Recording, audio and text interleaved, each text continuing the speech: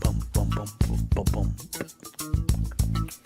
Bum bum bum bum bum. Bum bum.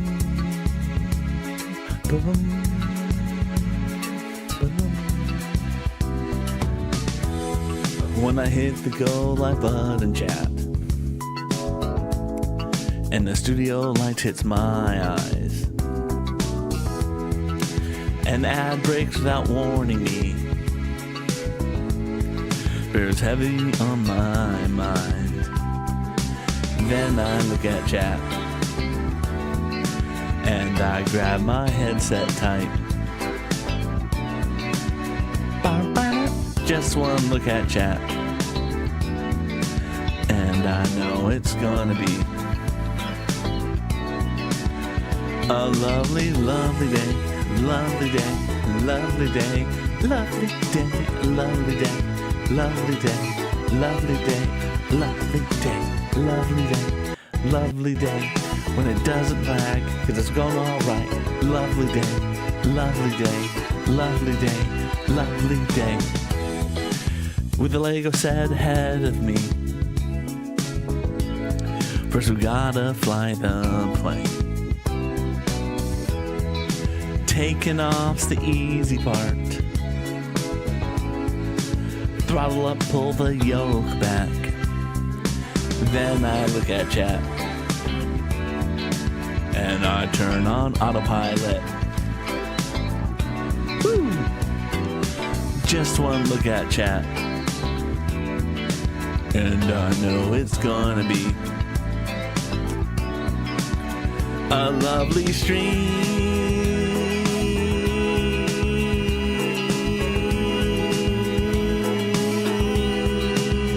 a lovely, lovely stream, lovely stream.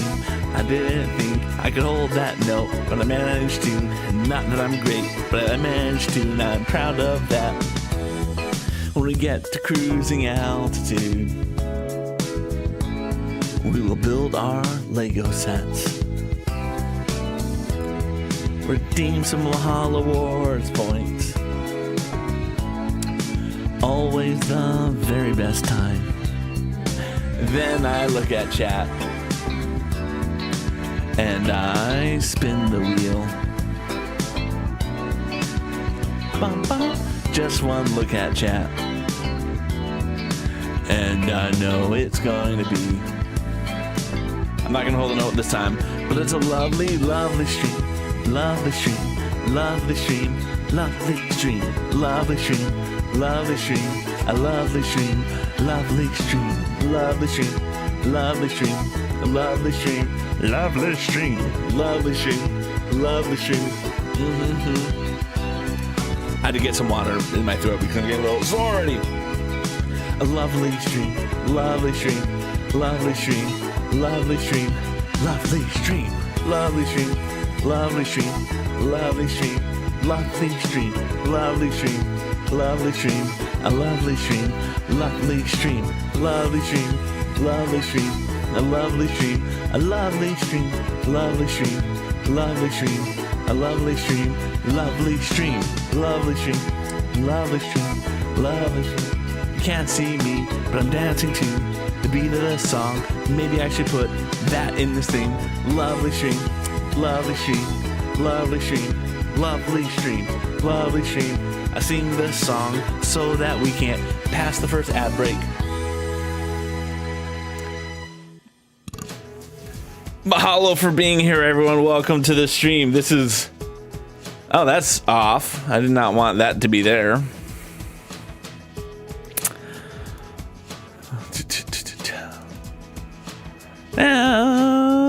How about like that? Boom, there, that's better. Wonderful. Oh, jeez. There we go. And make that a little bigger. No, come on. I'm gonna have to go in and modify that, don't I? Transform, edit, transform. Boom, boom, boom. Let's go with 960. Perfect.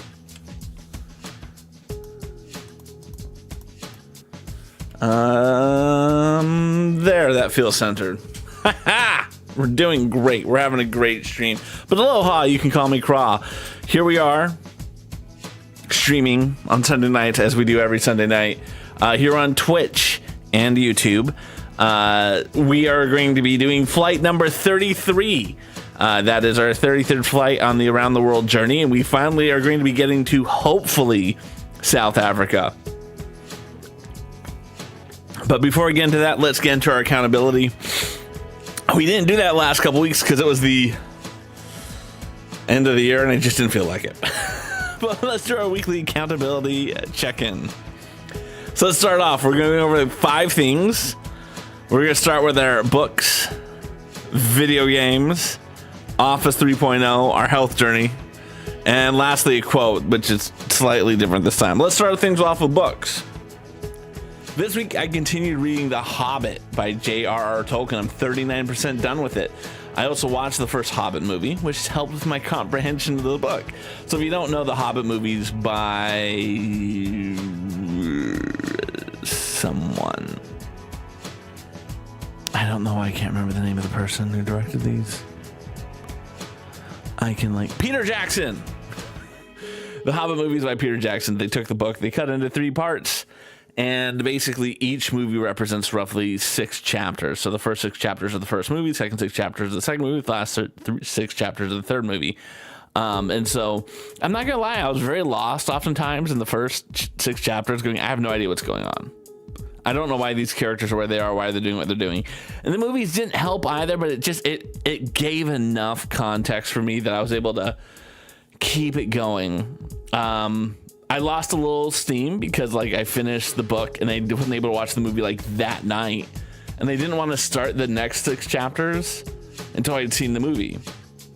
So I had to read another book, in which we'll get to that in a little bit. But yeah, I was able to finally watch the movie, and that helped it. Aloha, Molten Man. How are you doing, my good friend? How's Escape from Tarkov treating you?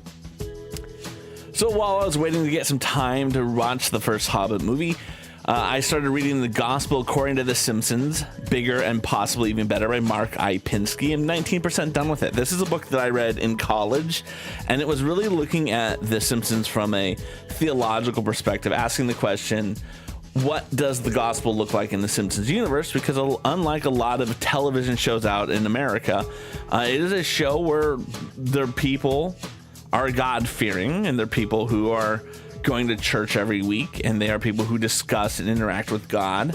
And it's not a hokey show like Seventh Heaven or Touched by an Angel or Joan of Arcadia. It's a show that people would want to do. So it's analyzing it from that perspective, and I just find it fascinating. So they redid the book, and I said, this is a great opportunity because it's been 20 years. Let's reread it.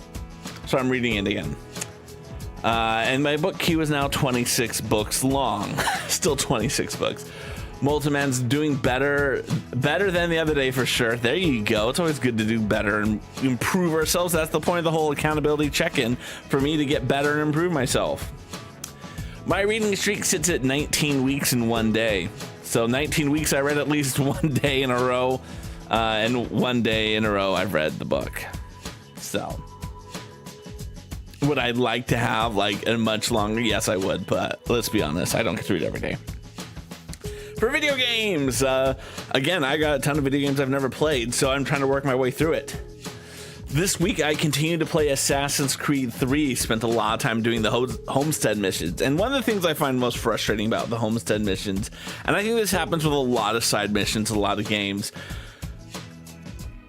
you just kind of do the thing, and they're never satisfying enough. So you play for 5 hours and you're like, what the hell did I just do with the last 5 hours of my life? And there's a lot of stupid homestead missions. There's this one character who's a miner, and he's in love with another character who's the hunter in your little homestead. And so first he's like, hey, I'd like to ask her on a date. You got an idea? So one mission was I went to another woman in the homestead, what do you give a woman? And she's like, flowers, and this is where you get the best flowers. So I went and got the best flowers and handed them, and that was the mission. And then next time I go talk to him, he's like, the flowers didn't work, dude. And so then I have to go stalk her and find out that, oh, she really wants a knife. And so then the third mission is we have to go get the things to build the knife. And then the fourth thing is he's like standing in the woods and you have to like encourage him to go give her the knife that like he wanted to build and you did a whole ass side mission about. And it's just frustrating because it's one of those things. It's like, ugh. Just as Molten Man saying, I love how you're always so positive, man. Keep it up. And here I am ragging on a video game side mission. But mahalo for that. I greatly appreciate that.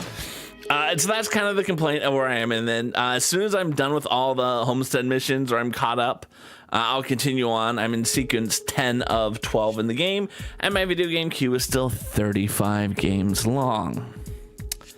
Let's move on to the next thing of important stuff. We're talking about building Office 3.0. For those who do not know, I'm currently sitting in Office 2.0, and there's nothing wrong with Office 2.0, but it's a temporary office, and we built it to be temporary. We built it as a stopgap to building a better office down here. So we got things that we have to do. I really should just like do that, I guess, maybe. There we go. One, we have to replace the 5 basement windows in this house because they're old and cruddy. 2, we need to build an actual wall. That's a curtain. Curtains are so 2020. I want to build some Lego furniture, make a layout because that's what content creators do. I want a new desk, and I actually did some interesting stuff, but we're not going to highlight that, but some interesting stuff in here. And lastly, I want to pimp my flight sim out. And boy, do we have some pimping to talk about today. So, thanks to a holiday where people receive gifts in honor of someone else's birthday, I got some gadgets. So let's talk about what the gadgets I got here. On the top, this is called the multi-panel, I guess. I don't know. So it's got some cool stuff. So there's this little wheel that you can like spin around, and that's the pitch of the plane. It's kind of a way to say, hey, we're drifting a little low. Let's turn the pitch until we level it out a bit. Flaps, which are a little more aggressiveness of that. An auto throttle. Most importantly, that LED screen that you see there, that is to control the autopilot. So I can set things like how high do I want the autopilot to fly? How fast do I want it to fly? And a bunch of other stuff that's really important. And I think we'll just kind of add to the realism. But most importantly, over on the left, you will see a white button that says A for autopilot, meaning I just press that damn button and we go into autopilot, as opposed to me having to like go into a sub menu. So I'm pretty excited about it, right? But no, like that is like a flip thing. I don't know, it's got a bunch of buttons and switches and stuff, but it has landing gear, a little thud to raise and lower the landing gear. It's got some other things that can help you with jump starting the plane. I'm kind of excited about that.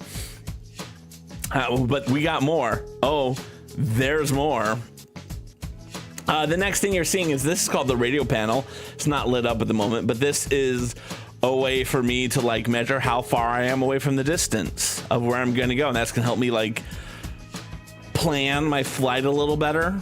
I don't know. We'll figure it out. But that's another thing we got. And down below, we've had those pedals for a while. But most importantly, I hope what you're seeing here is you're seeing that I've built my own little flight sim rig. And that's over here to the side. Before I had my flight sim just kind of on a TV tray, and it just was janky. It feels so much better. There's still some work to do, as you can see. The cabling is absolutely atrocious, but I do feel very good about what we've done so far, and I can't wait to make it look better and make it prettier, because that's kind of what we're doing there. We're gonna skip right past our health stuff because I didn't log anything, but I assure you I'm doing my best. We got a Peloton, all types of fun stuff. Let's get to this fun thing. I don't know where I put the thing.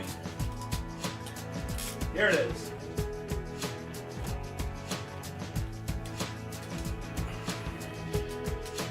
So also for someone else's birthday, I got this thing called Better Than Yesterday. They're kind of like little cards that you can like read, like daily mantras. And there are ways that you can supposed to one a day. You pull the card and then you do the thing on the card, and that's supposed to help you feel better about who you are in person. So let's see what the thing is on the card. 1, give a compliment to someone you don't know. A small compliment can make someone's day, and it reminds you to compliment yourself too. I think that's an awesome idea. I think the important thing is to recognize, is this a person who would want to receive a compliment, and is this a compliment they want to receive? Right? Like, guys, do not take this as an opportunity to go tell a person that you're attracted to that you are attracted to them. Don't do that. Like, I cannot stress that enough. But it is good to kind of say, hey, I want to just put some positivity out into the universe. I want to do things, and it can be as simple as like when you're like at the cashier, if the cashier does a good job, say, hey, good job today, or just something like that. Telling someone, a stranger, to say that they're doing a good job, that you're proud of them, something along those lines. I think that's such a wonderful thing to do, and a way to spend positivity in the universe. And so I highly recommend you guys do that. I'm looking forward to doing those types of things more in my life, which is why I'm very excited about this. So if you do compliment someone, know that this is one thing you can do to make yourself better than yesterday. Let's get into the flight sim. Oof, that's such a rough transition.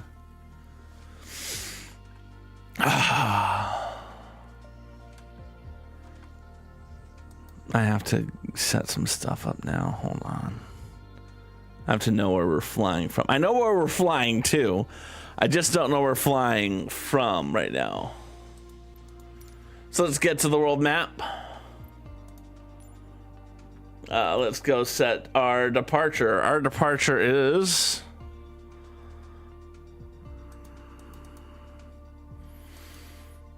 we're going from FYKT. That is the code, FYKT. I don't know exactly where that is. Why don't we just put that into...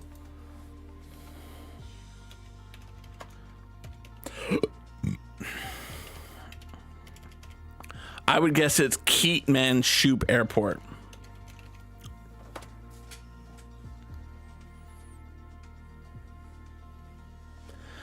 Any day now, bot. Any day.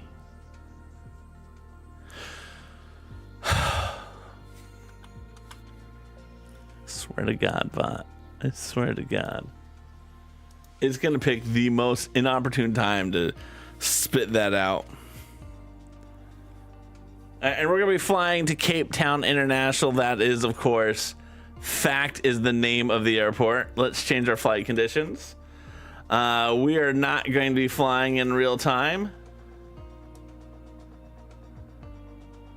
We're going to be leaving at roughly 3 o'clock so that we can get ourselves a nice sunset. Arrival. Those are flight conditions.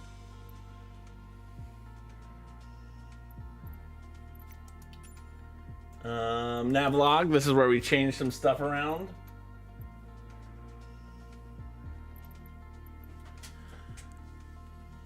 No, that's still the bot.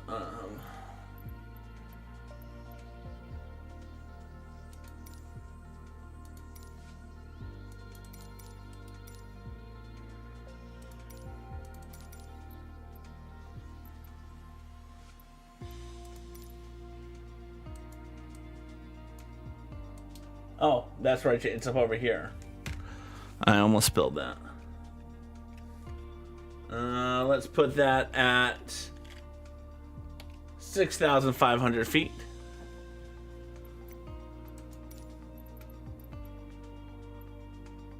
So we're going to cruise at 6,500 feet.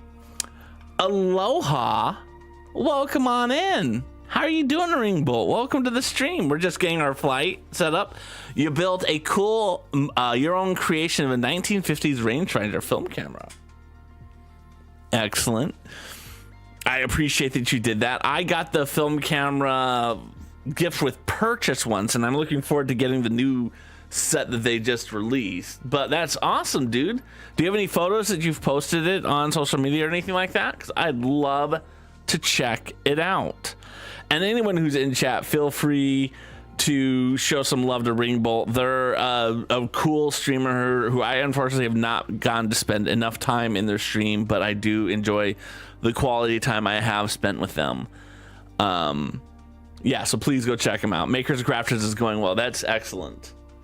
All right, we've set up our flight, and now we just have to like let our flight load, I guess. I don't know.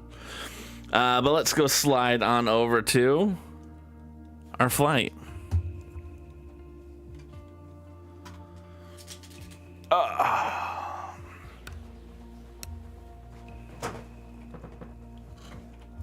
Oh yeah. Oh shit. And then we can bring the microphone over here. It feels very weird to have all this stuff. Like this right here, this throttle quadrant, which is unfortunately outside of the screen. I'm going to put it lower because what I'm going to do is I'm going to take this and we're going to move it down here. This is going to go lower, then this one's going to go in the middle, and then we're going to put the little like gauges in the middle. Awesome. I'm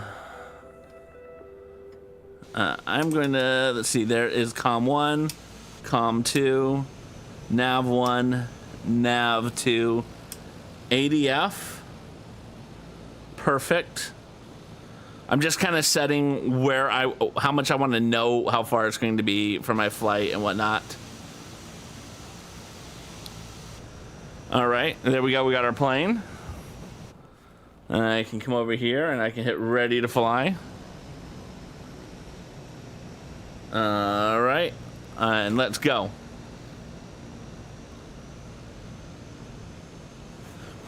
Parking brake. Oh no!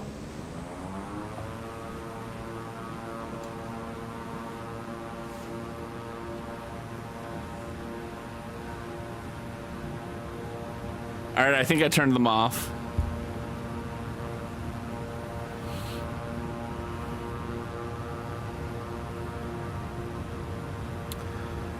All right, we can pull up anytime now. And there we go. Look at this. It doesn't get much easier than this in terms of our stuff. We're landing gear. Oh, that is so satisfying.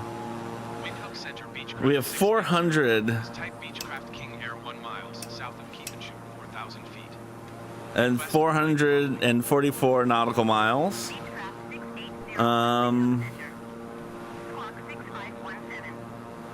There we go. We adjusted the flaps.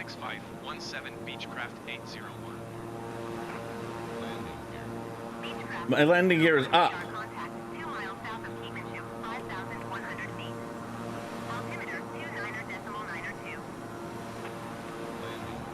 Roger, Beechcraft 801. I've put my landing gear up.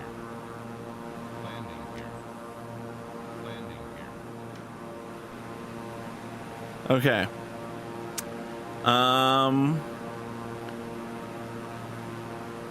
right, we seem to be doing good with the directions that we're heading. So we're going to turn on autopilot. Right? Autopilot's on. Nope.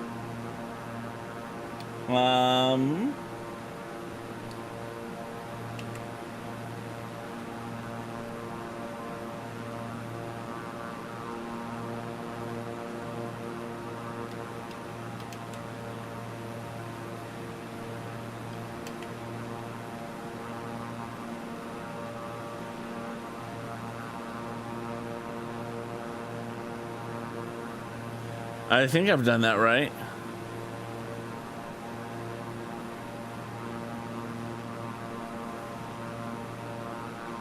I think I've set up autopilot to do the things I needed to do.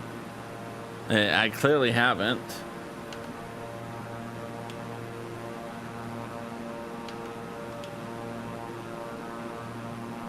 Nope, that's not doing it. I have to figure out how to do that better.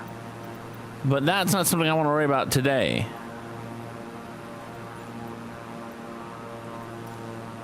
All right, we've done what we were supposed to do. And it looks like it's taking over and it's moving it to the right place. I feel very good about our autopilot now. I just wish I had a way of...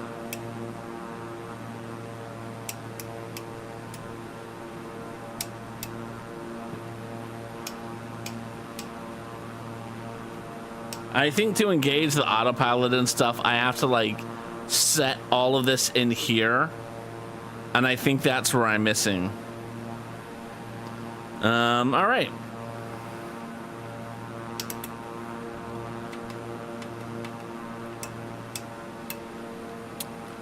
And this is still not telling me what I need to know. All right, cool. Well, we're just gonna, we know we're on autopilot. And no one comes to my streams for the flight. Automatic pilot. There it is.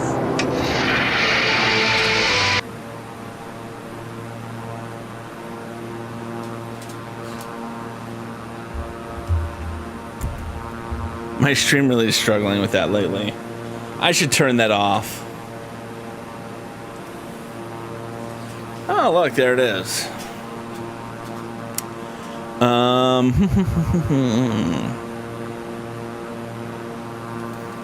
Nope, wrong way. Pull that down there. And then we can zoom in. Perfect. Geez, this stain is really showing up. All right. Let's get to building, shall we? We shall. All right. So far we've built in this set, we've built a couple of things.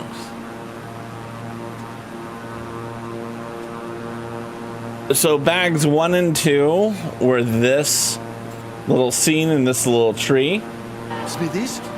Aloha. No, they're saying Boo Earns. Boo Earns. Are you saying boo or boo earns? Boo.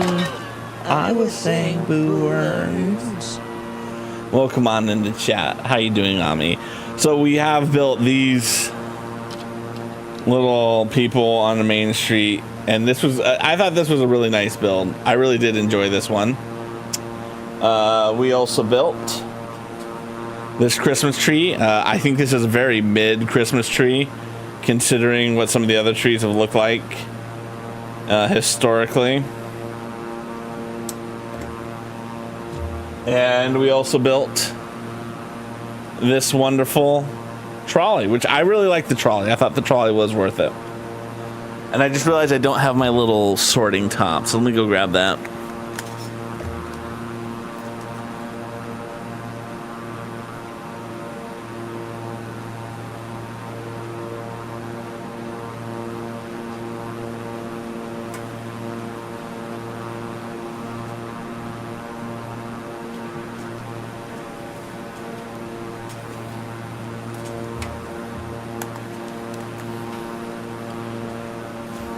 There we go. Bag 4 is just one bag.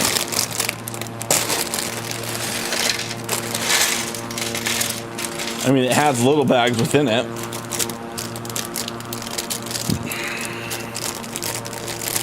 Which I think Lego needs to do a better job of. There you go. What set are you working on?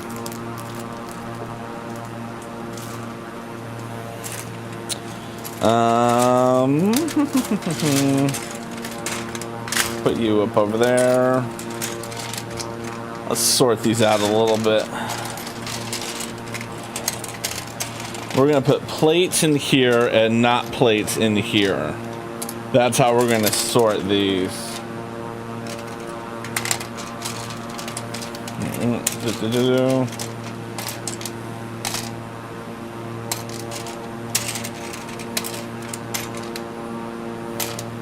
This is more plate than non-plate in my mind, so we're just gonna put it in that one.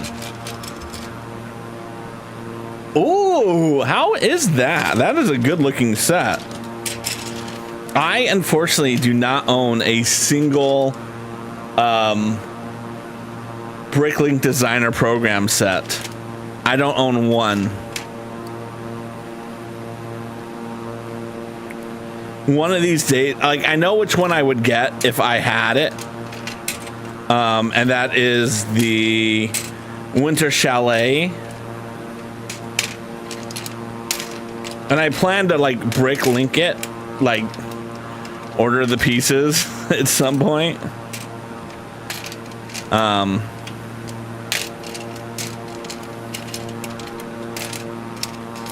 This is an interesting piece. No.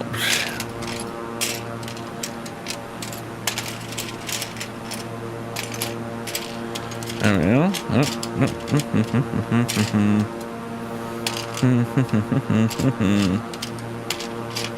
That is over there.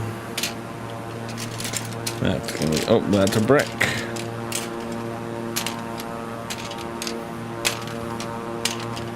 There we go. Now we have this person.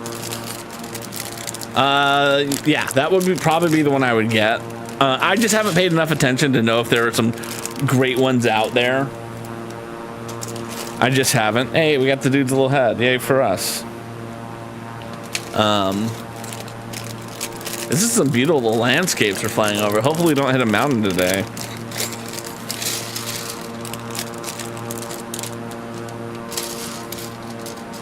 And then we have a hair on the guy.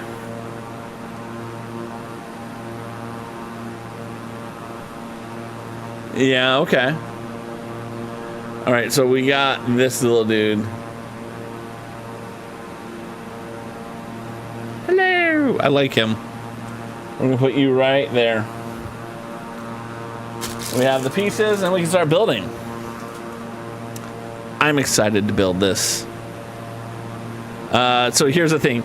So it's funny because they like put this into like 4 things that you can build. And so like in the instruction manuals, it says, build together. There's no better way to get into the holiday spirit than by sitting down with friends and family and building a Lego module together. I could not disagree. I like to build solo. I don't like building with other people. This holiday main street is the latest addition to our Winter Village collection and is made of individual models with their own separate building instructions to allow up to 4 people to enjoy this festive Lego building experience. So one person gets to build the little side street, one person gets the... It's not fair, equitable. So bag 4 is going to be the bottom floor and bag 5 is going to be the top floor. Because what today we're going to be building is the music shop. The music shop, of course, was teased to us here in the trolley.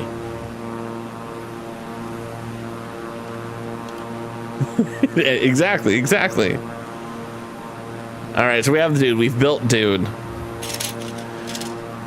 Now, the thing I'm very interested in with this is... One thing I want to do is I want to build this...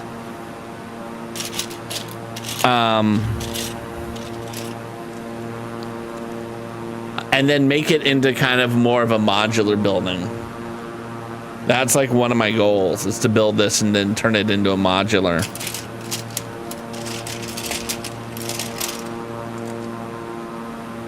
Just because I feel like I want the modular aspect. Okay. So that's gonna go there. And then you're gonna go on the outside. And then you're gonna go there. You're a brick. And there's a third one of you. My kids want to be the designated people to put stickers on. They would love that as a job. And I guess I don't care enough about the stickers to be like, no, you can't do it. But part of me always wants to be new. This is my Lego set.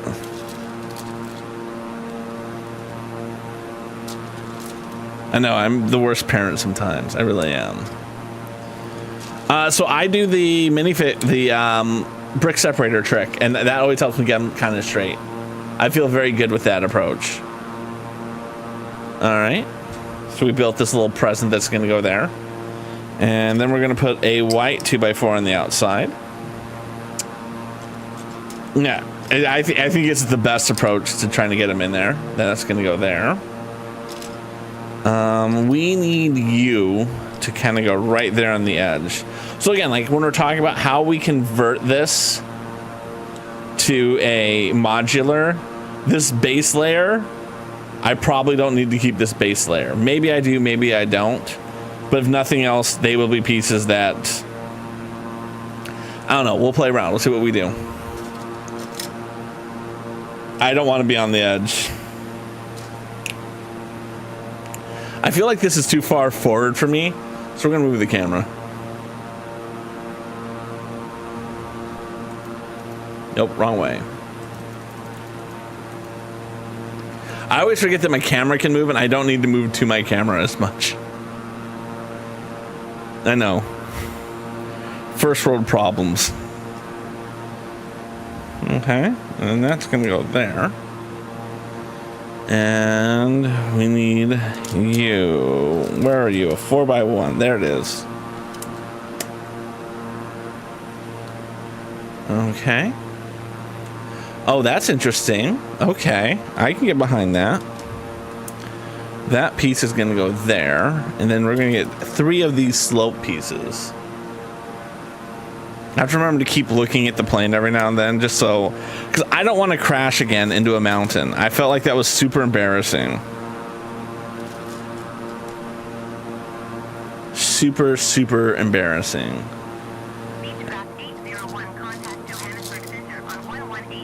Okay.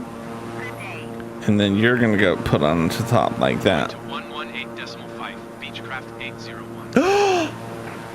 Johannesburg, Y'all. Beechcraft 6801, 5,000 Y'all. feet. I want to introduce you to someone who I spend so much quality time in their stream because I think such highly of them, and this is the first time they're my stream.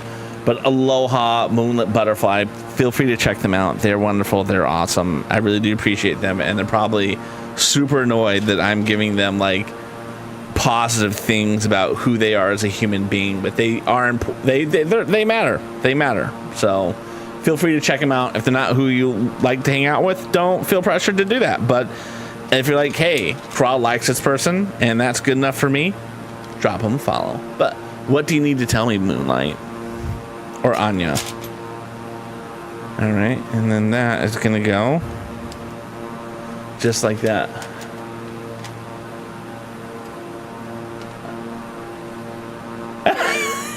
You do not look rude. And so yeah, anyone who goes check her out, she is a very dry sense of humor, and again, it's just I would expect nothing less for her to be like, I'm bald. Nothing less. That would be like 1,000% what I would expect her to tell me. All right, and then that 4x1's gonna go there. Oh, and then the 1x1s are over here.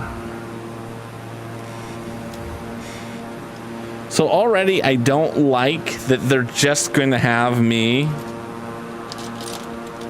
put this one right here because that's not sturdy enough in my mind. The bot is too dad for you. Well, you know. We're actually in the process of changing the bot to something better than what we currently have. You know, we've had the bot be who he was for a couple of years now, and it's a good opportunity for the bot to grow and change, and we just have to sit down and do the work. Dry is a charitable way of saying that you're yeah, no. Like I said, you have a unique sense of humor, which is one of the reasons why I do thoroughly enjoy hanging out in your stream. I think you talk about really interesting things when you choose to talk about things, and yeah, you're awesome. I really do appreciate you, friend. All right, and then that is gonna go there, so it's a good overlap between the rows. And that's gonna go back there. Funny story for me. Yes, I love funny stories on me. You're most welcome. And then this is gonna go back here. And then we want to take this 2x1 masonry brick and we're going to put it right there. Lovely.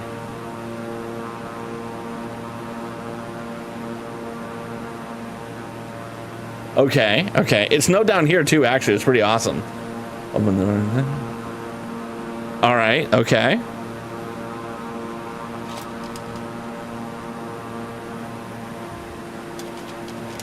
And then we got another 2x1 over here.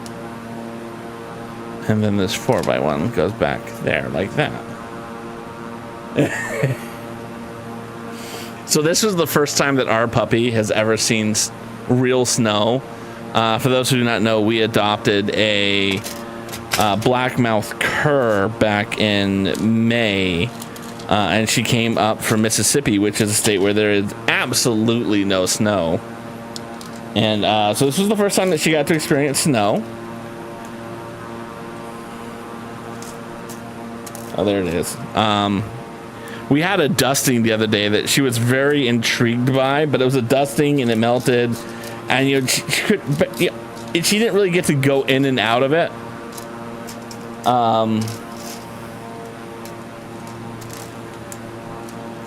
So we really count that as like her first time in snow. There was snow on the ground, but it was a dusting at best.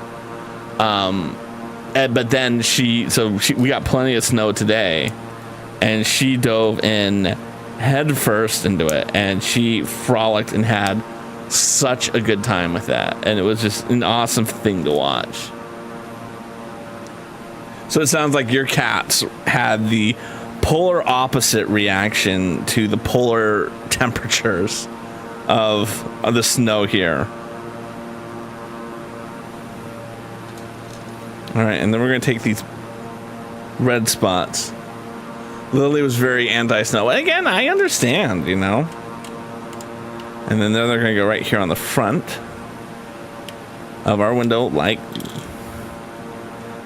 that. Some good snot building technique right there. I really do like how that turned out. Okay, and now we're gonna build stuff on the inside, I guess. I don't know, we'll find out. But we're gonna start over here with a 1x1, then a 1x4, and a 1x1. I'm gonna move all the remaining one of these 1x1 bricks into here. So I keep reaching to find them in here because this is where I put my bricks. Anti-snow. Yeah, you know, we don't get snow like you do, Anya. We just don't. We don't. We get snow on like special occasions. I don't blame them. We had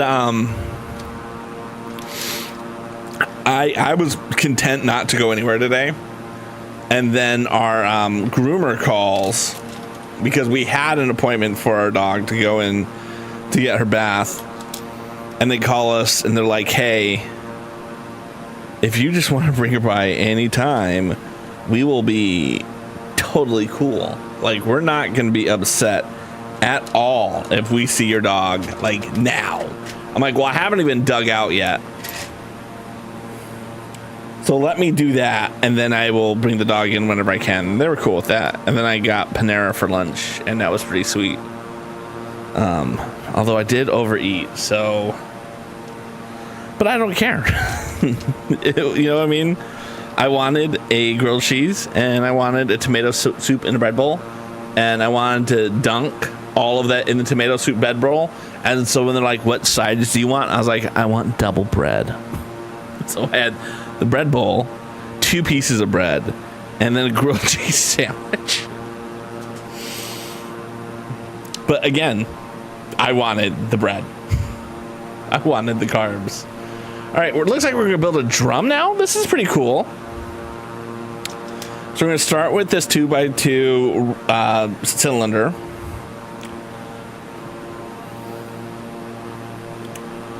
I need a white.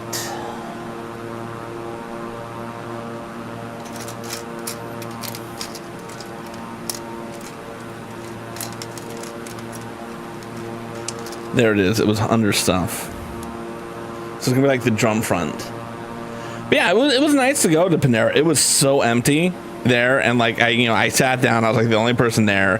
Hell of people got Uber Eats. Like a ridiculous amount of people got Uber Eats. So Uber Eats people were coming in like every 2 minutes and picking up an order and then walking out. I didn't. I was there because again my dog had to get groomed. And they're right next door to each other, so I said, why not? I like that. That came out pretty good. And then like after I finished eating, I still had time, so I went over by like the little fireplace they had and I sat down. I finished my drink over there, and then this dude comes in. And this is like an American store, so there's plenty of room. And I know I'm really only telling that for Anya's benefit because everyone else in chat, I believe, is an American. But it's a relatively big store. Like probably 100 of people could sit down and eat there at the same time, right? Like, so this is a pretty decently sized store. And I'm sitting next to the fireplace, and there's like one table. I don't know if you've ever been to a Panera.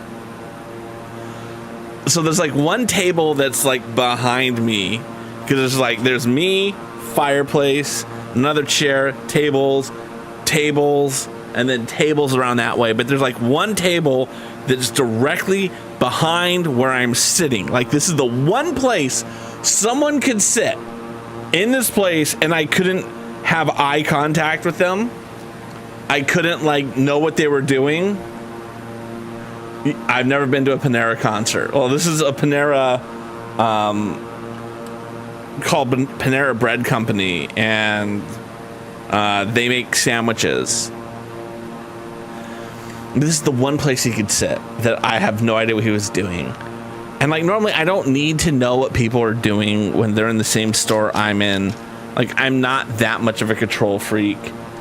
But like this dude was mumbling him to himself, and like overall I don't think he was having the best day or life for what it's worth, and was just behind me pretty much the whole time mumbling. He'd get up, walk away, walk back, sit back down. I don't think he ever ordered anything, and it was just this whole stressful thing where I'm going like, for the love of God, can they finish with my dog so I can get up and leave? Because like I don't think I could have gotten up and moved elsewhere in the restaurant and not been extremely apparent that I was trying to get away from this dude.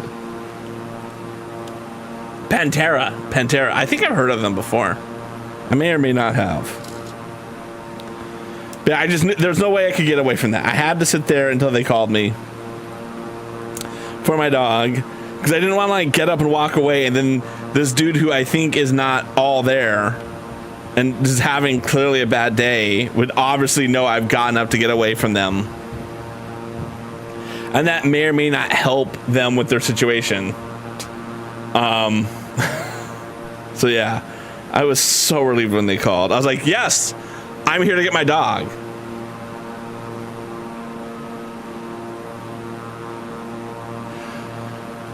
Well, yeah, no, it's one of those things. I think I tend to be a little overly sensitive to those types of things, right?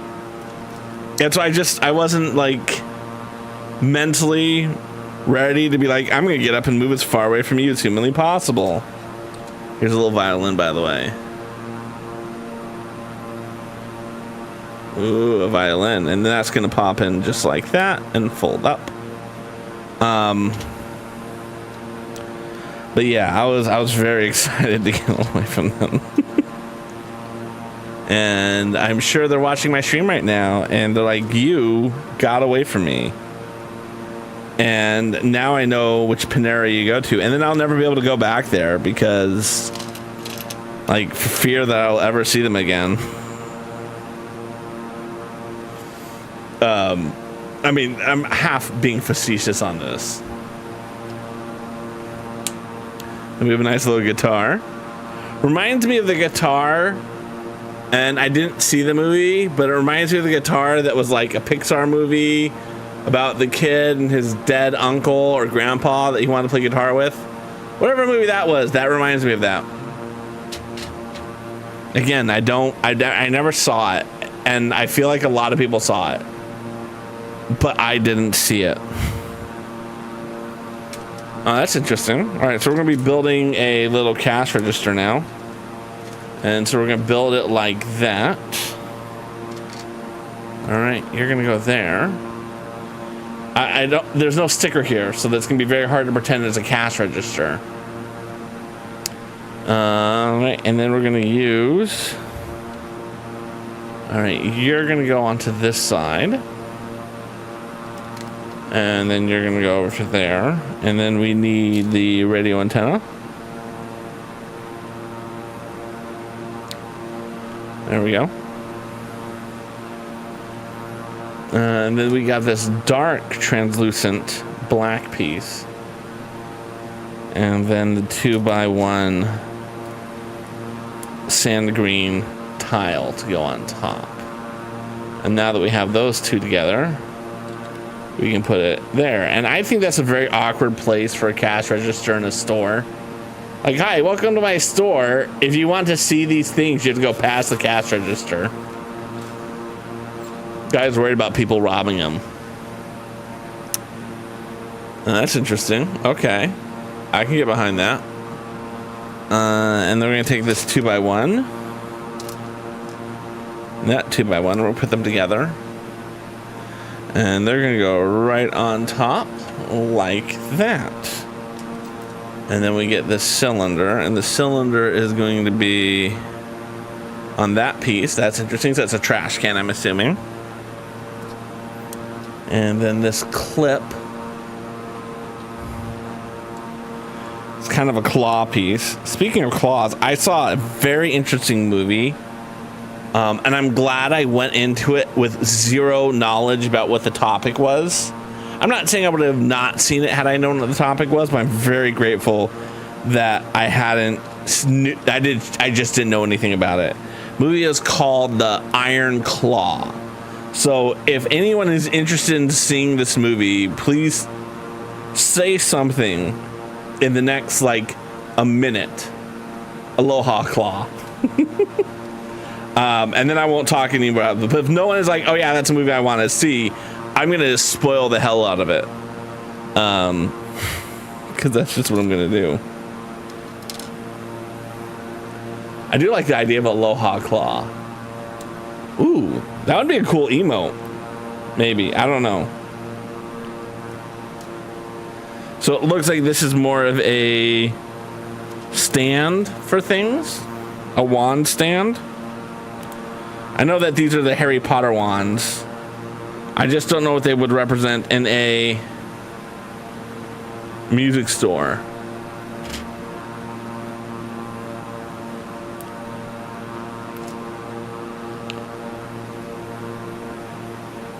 We're going to take the three of them and we're going to put them in together so that they can go in as deep as they can go.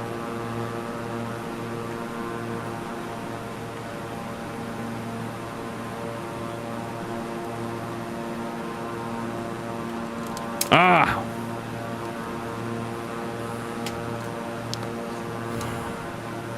Darn it.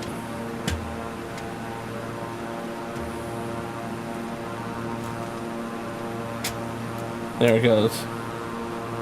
I got it. A violin bow, maybe? Sure, yeah. Whatever it is, they're going to go just in that. We'll see. All right, no one has objected to me spoiling the movie The Iron Claw.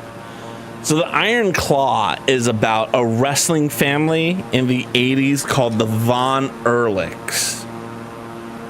And so this was before like pro wrestling became like, this is kind of when they started to get big because they started to get television contracts and stuff like that. but it wasn't what we know it today, right? Where you have people like The Rock and all that. But anyway, the Von Erlichs are a family of wrestlers where the dad was a professional wrestler in like the 50s and 60s. And then he starts having a bunch of boys, and then the boys start becoming wrestlers. And first off, the dad is your standard issue, terribly emotionally vacant father who like isn't there in any way for anyone, and it's just like the worst stereotypes of chauvinism and dad terribleness. And I mean, it's to the point where it was laughable to the people in the audience. Like, are you kidding me? I have to go get a sticker sheet.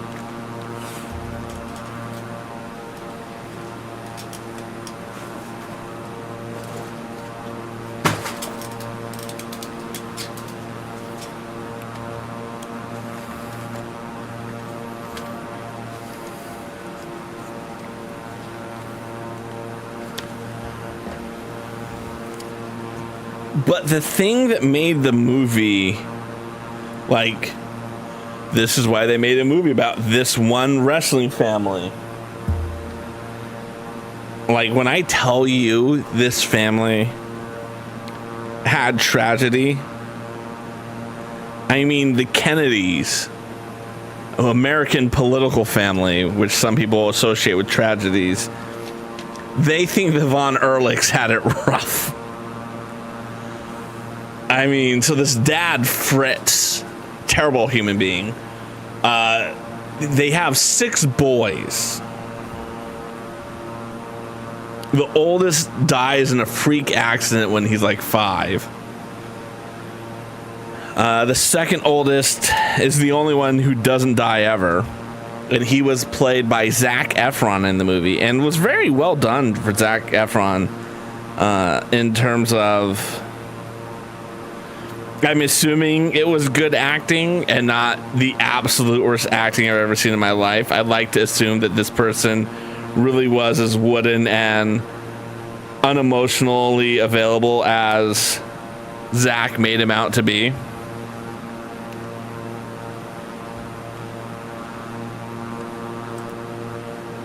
Okay, that's interesting. That has to go in one.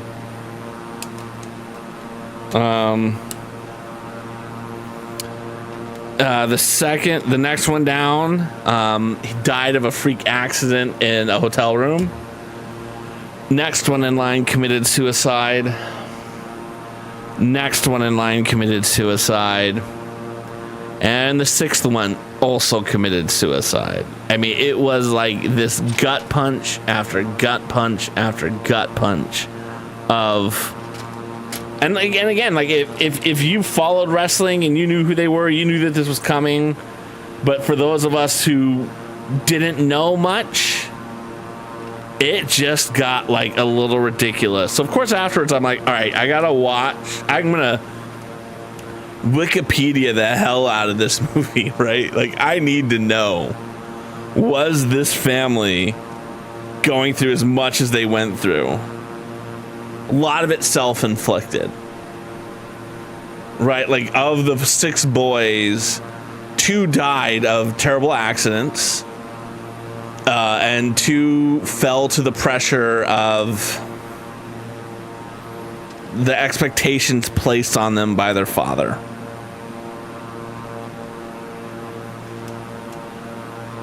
And yeah, I mean, it was...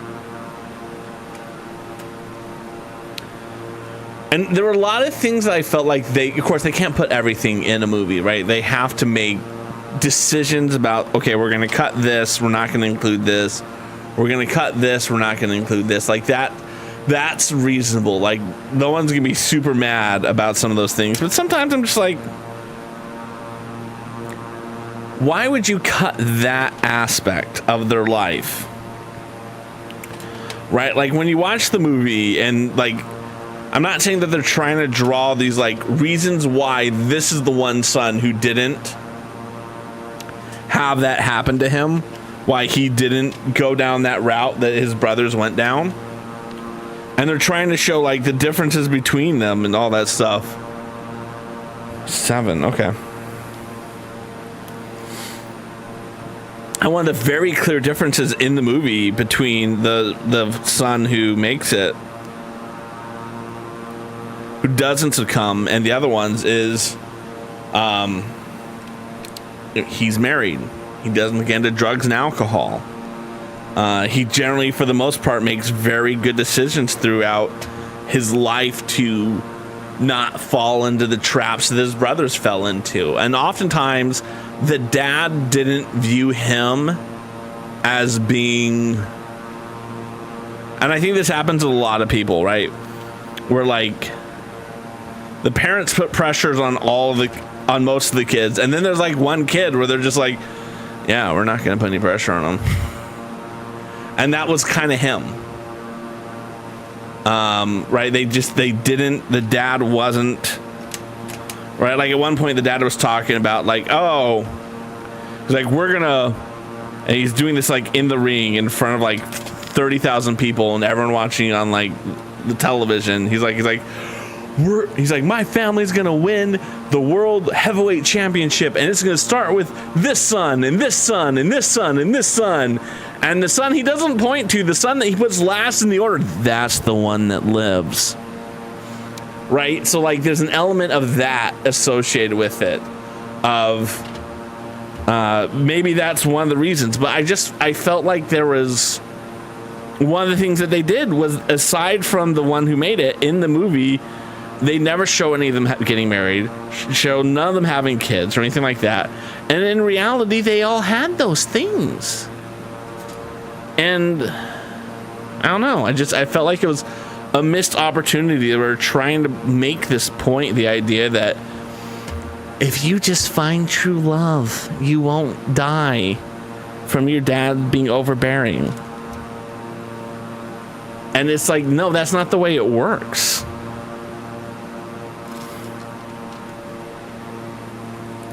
I don't know. That was just like the one thing that I felt like from a creative perspective, they really missed as an opportunity. Ah, awesome. Yay. I'm very excited. Are you going to throw the pictures of it in the Discord for us? Or are you going to leave us hanging?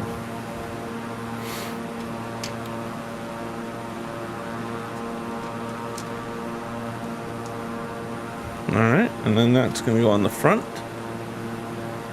And then we're going to need...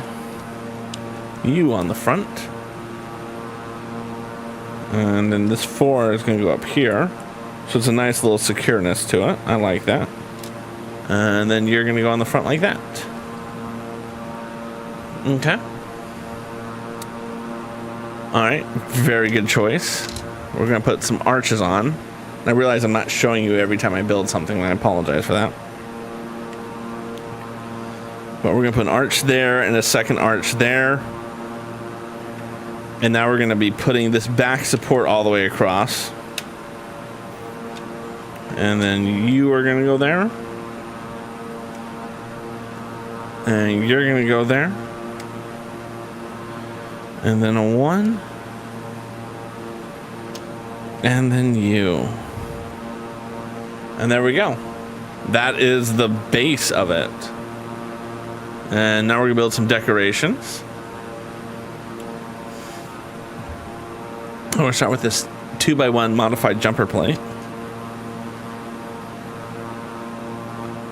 And it's going to go just like that. And we're going to take the poinsettia flower piece. Put it right in there. And that way we can put it there in our picture window. And then this is going to be, I'm assuming, some sort of gutter on the side. And we're going to take 6 of them. So 1, 2, 3, 4, 5, 6. And like, I know they left out stuff. Like, they left out the 6th son from the movie.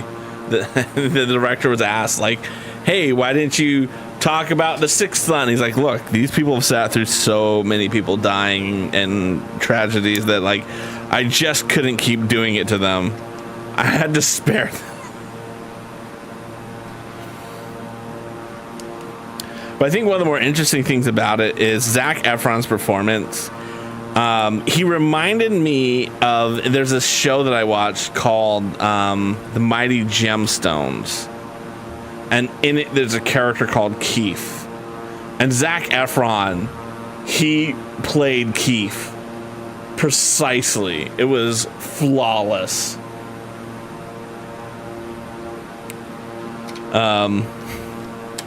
I don't know if he was meant to play Keith. And I kind of want to watch like some interviews of like these people to see, was this wet blanket really awkward dude as bad as he was, or did they just make a creative decision for the movie?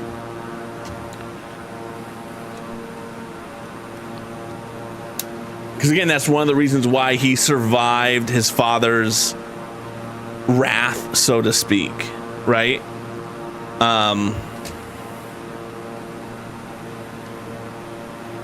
He wasn't the most eloquent. He wasn't the most crowd engaging of the brothers. And as we recognize throughout the movie, that is a very important part of like wrestling. Is not just about your ability to wrestle, but it's about your ability to really like entertain. All right, this was bag 4. I think it came together very nicely. Again, one of my problems with this particular set is it's not modular size, so it's very, very short. It's only 5 studs. I do want to make it a full modular by making it 16 deep. Or is it 16 across and then 8 deep? 4, 5, 6, 7, 8, 9, 10, 11, 12, 13, 14, 15, 16. Maybe it's 16 and then 8 deep. I don't know the rules for modulars. I've never built any of the modulars, but I definitely want to expand this a little bit. And these are our extra pieces, so we can take them. And we are going to toss them there. And now we can get out bag 5 for the second deck and the roof.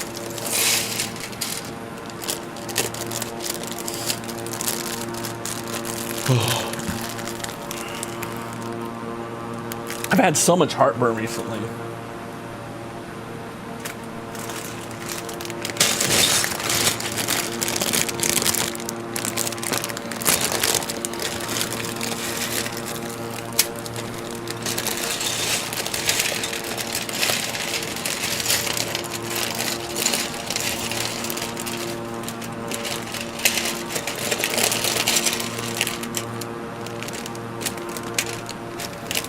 Alright, that bag is done.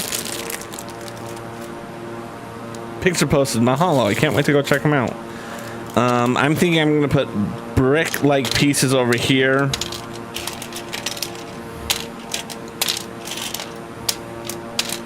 And plate-like pieces over here.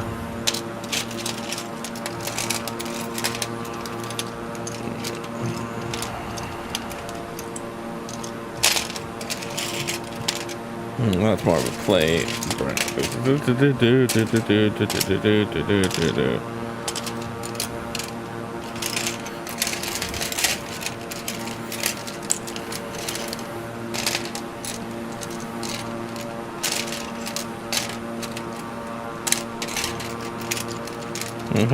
Okay, this is coming along. This is a good sort. I feel very good about this sort compared to the last sort. I felt like the last sort was pretty garbage.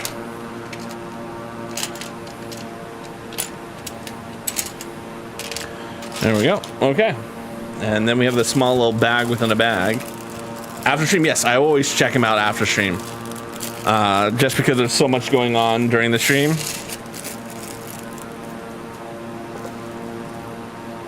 Although I did just get my Be Real. Like I said, if anyone else is on Be Real, love to have you as friends.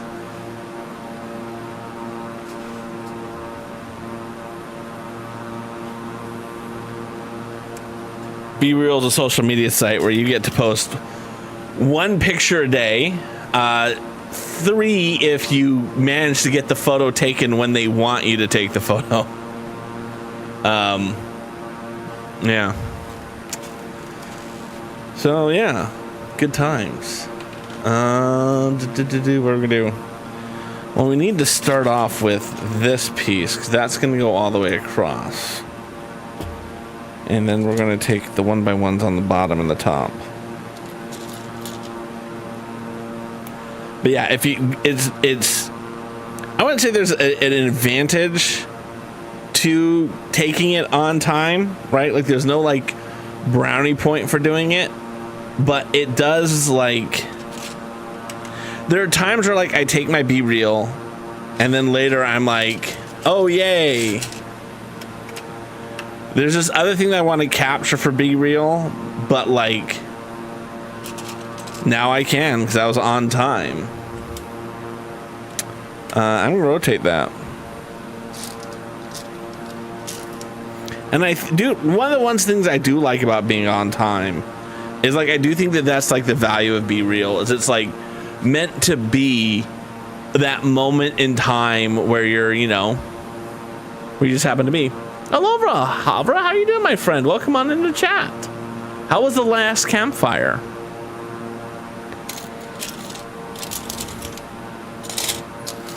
All right, so these are 1x4s. You just missed us talking about the epically sad movie.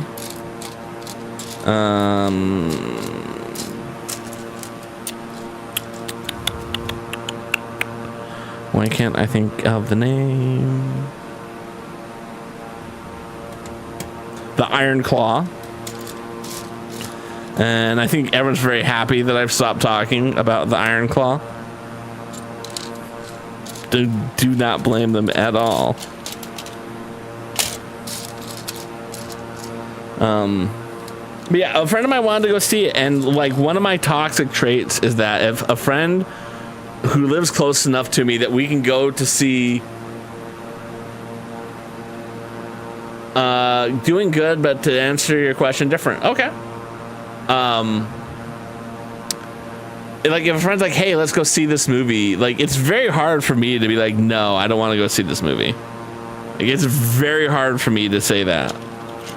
And it's not that I'm a people pleaser and want to like always please people. I just genuinely like going to see the movie. I like being in the movie theater. I like the popcorn. I like the soda. It's one of the reasons why I have heartburn today. I like everything about it. I was raised, as maybe you guys know, by a single mother, and we often on like a Friday night would just go to the movies. And dinner would be hot dogs at the hot dog stand outside with some popcorn and some red vines, and that's just what we had. And so like it is very cathartic for me to go to the movies and do all that stuff. Exactly. Oh, so yeah, so anyway, the friend who wanted to go see the movie, he runs the dad's club in town. And so like one of the things is we try to go see a movie.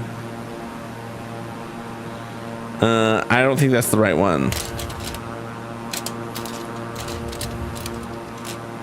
That's the right one. And you know, because we like say, okay, this is the day we're gonna go see the movie, we are very limited at the last minute of like what are our movie options, right? And so like when I think to some degree, when he looked at the movies that we could have gone seen, he was like, this is the one that made the most sense for him, and I had no problems with it. Because there's nothing that was in the theater that I specifically wanted to see. And I feel like the last time Again, we just picked a movie at random, but the movies we could have seen were Wonka. I hella do not want to see Wonka. But if a good enough friend is like, let's go see Wonka, I will go see it with them. Aquaman and the Lost Kingdom, again, do not want to see it, but I'd go see it with a good friend. Night Swim, same situation. Migration, I tried talking my kids into go seeing it, but they wouldn't. Color Purple, I kind of want to see the original version with like Whitney, with Oprah before I saw this musical version. So at some point I may try to watch them both. Anyone But You, I know nothing about this, but sure, why not? The Boys in the Boat, probably the movie I want to see the least. And then the Iron Claw, the movie we saw. Ferrari, Hunger Games, Godzilla -1, I already saw that one. Night Swim is a horror movie about a pool. Have you seen Swim Fam? And then also we could have gone and seen all of the Lord of the Rings movies in the trilogy for like a 12-hour day in the movie theater. Wish, which I already saw with the kids, and then Trolls Band Together, which I tried to talk the kids into going to go see.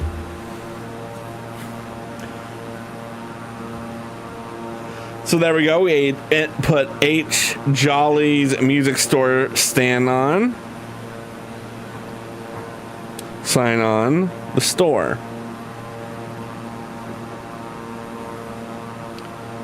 All right, and now we're going to build some more stuff. Night Swim is a horror about a pool.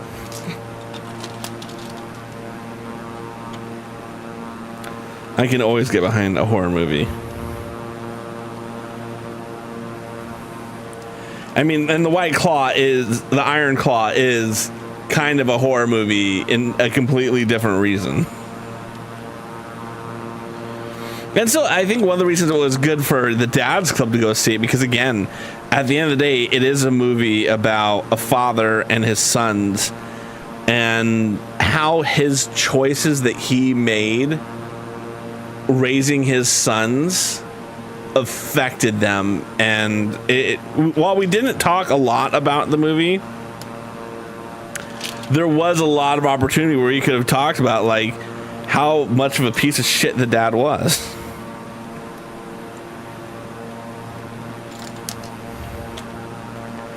I mean, my dad wasn't that bad, but like I understood a lot of the pressures that the sons in the movie felt, right? Like you do something that you may or may not want to do because you know it will help get the approval of your father. And it's something that like I'm very cognizant not to put on my kids. I want my kids to do the things that they want to do because they want to do it and no other reason. And that matters to me. I want to always know my kids are doing the things they want to do, whether or not I want them to do it.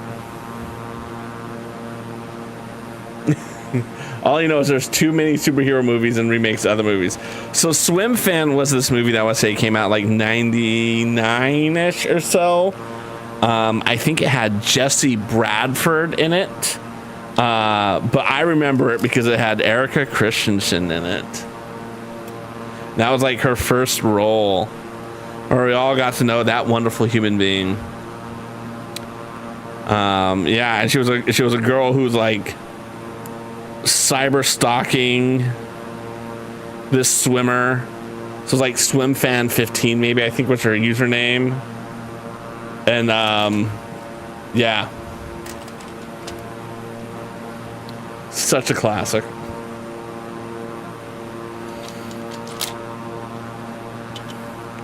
And it was like that late 90s like cyber stuff where like you guys have no idea how computers work, do you? You're just making this up. Like this is not how computers work. Which is always entertaining for me to rewatch and see. All right, so that was okay, good. Ooh, that's interesting. Okay. So I'm going to take these 4x1s,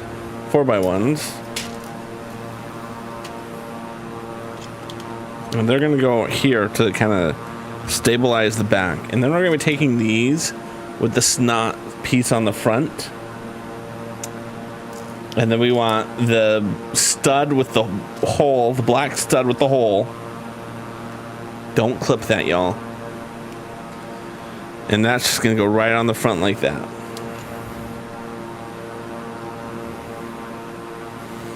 And then we're going to do the same thing on the other side where we take the snot,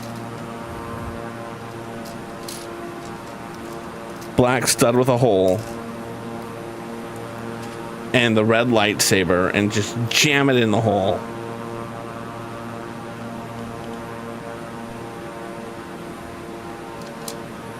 And then, of course, the decoration brick, masonry brick on the front. So as you can kind of see, we now have that. All right, now we scroll down. And we're going to build another level on top. All right, so that's going to be that there, and then the masonry brick in front. Conversely, masonry brick, 4x1, and 1x1 brick. And oh, plot twist. I mean, I can see it now. I didn't know. And I saw the pieces, I just didn't put it together that these were all going to be small windows stacked on top of each other.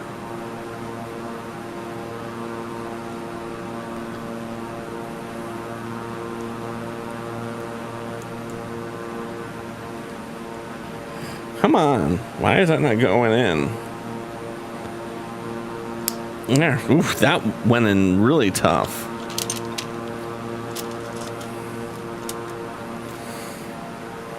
Okay, that's gonna go in. Oof, 2. Those are so tough to put on. I want to kind of put them into the now, just so that I can be like, I put them on. Yay! They're trying to talk to me about something. I don't know what they wanted to talk to me about. Let's look over the map. Cape Town Center, Beechcraft 6801, 6,500 feet. Beechcraft 6801, Cape Town Center, altimeter 29.9, 2 radar contacts, continue. So we're not within 200 nautical miles yet.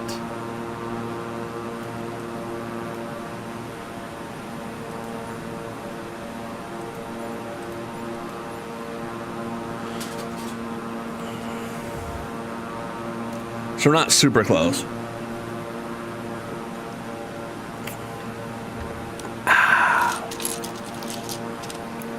Okay. Well, now that it's gonna go in there. There we go. 1.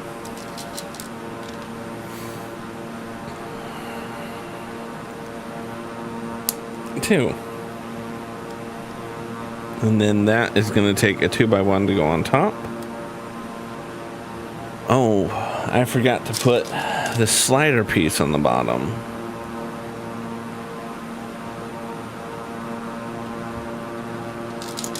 The rail piece had to go on the bottom, and I didn't do that.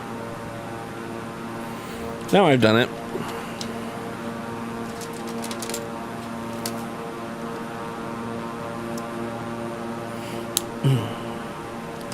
I've had the song Murder on the Dance Floor stuck in my head for like the past week. So then I went and I saw like the music video for it, and y'all, that was an unhinged music video.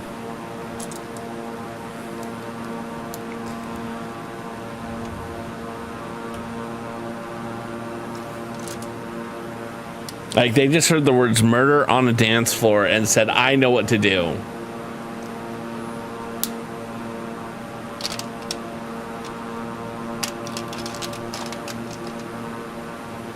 Uh-oh. There it is.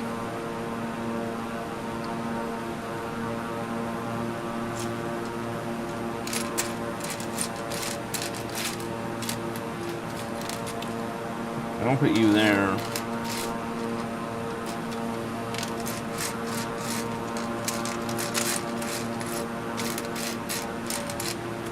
I don't know where my last window is.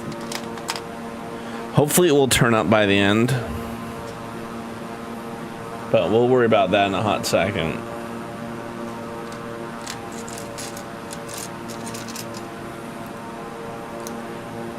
Or it's just gonna be one broken window in this store. All right, and there we go. We got all 8 of these windows, 7 of the window panes. We're missing 1 window pane, which maybe we'll find, maybe we won't. We'll see. Okay. Oh, look at that. These are gonna go in like that. So we have nice little bridges in the middle. Ooh, look at that. That is nifty. Nifty. So they're taking these pieces and they're using it to make a kind of overhang for the windows. And I think that turned out really good. See? That turned out really good. I'm impressed with that one. All right, now we're going to turn around and we're going to be putting on bricks. So that one is going to go there. I grabbed literally the one piece I would not need. You and you. This is a 1 and it's going to go into that spot. I'm going to change that.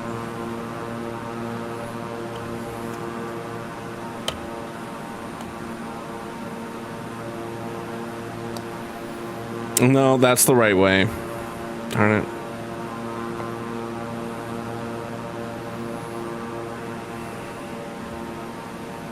Yeah, that's unfortunately the right way.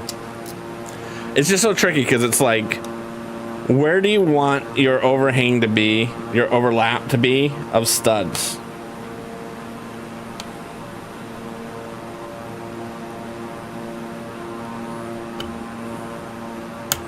There we go.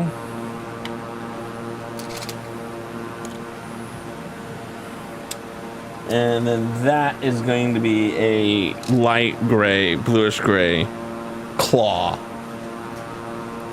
So you see now we have more of a top going around. I'm sure something will hang off there. All right. Still around. And then we need these 2 of these slightly more blue blocks. Just put there in the corner. Oh, this is gonna be like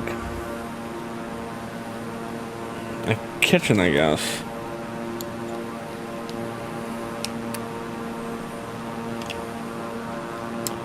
And then I need you. So as you can see, we're building what could be a kitchen there. I think it's going to be a kitchen. All right, and then we're going to take the black mailbox piece.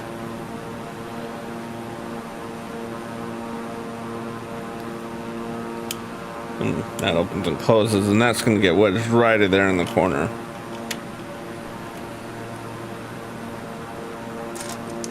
And then this interesting artwork.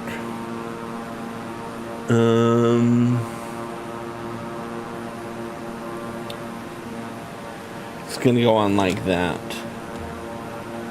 So yeah, we have interesting artwork, a cabinet, a microwave. I think we're building an apartment. Oh, and then where'd that tea kettle go? This nice little tea kettle. It's going to go right there on the edge.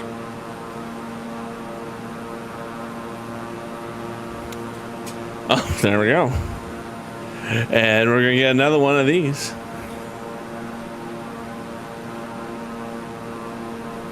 And those 2 go like that.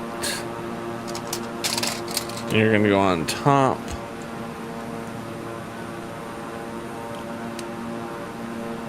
And then I need another door.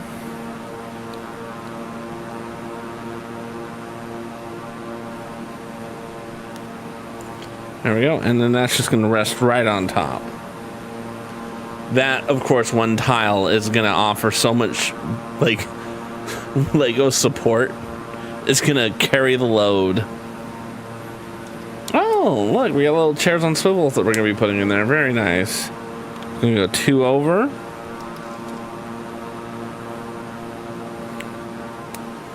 And then that one's going to go square in the middle like that. And then that's going to go kitchen corner. And then you're going to go right next to it. So we got some chairs. We got a little thing. Aloha, Starden. How are you doing? Ooh, you were playing Stardew Valley recently. Excellent. So we are building the music shop to go with our holiday Main Street. And yeah, we're doing pretty good with this. There's one other building which we may have time to build when we're done with this. But welcome to the stream. How's your Sunday? How's your weekend going? So yeah, we just built those pieces there. I like that they're gonna put chairs on those. I know they're going to. Yeah, that's what they did. That's where we're putting the chairs. We're putting the chairs on spinning pieces so our Lego people can spin around in their chairs.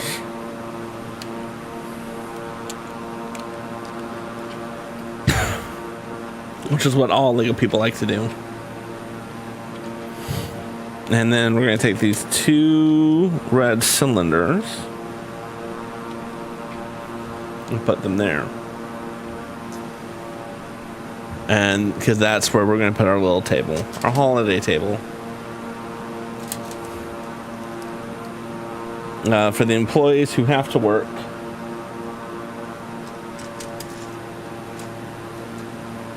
At this shop. And where did that piece go?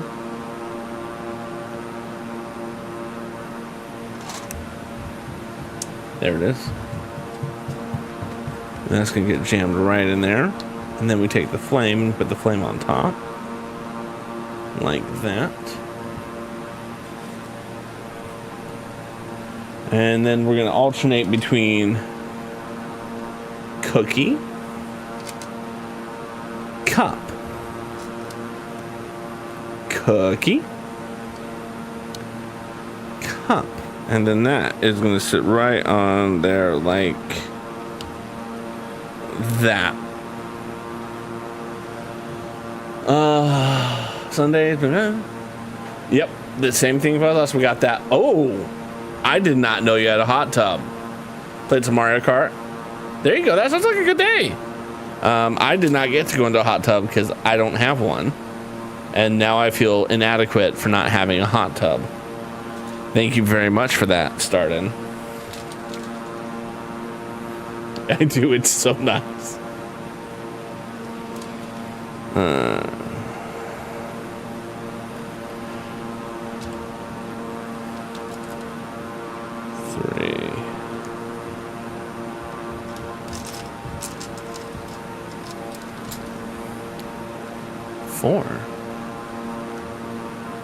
Like, one of the things that, like, and I always joke about this, but there's a little bit of truth to it. I always want to be rich, successful enough that I could buy a hot tub at the Big E.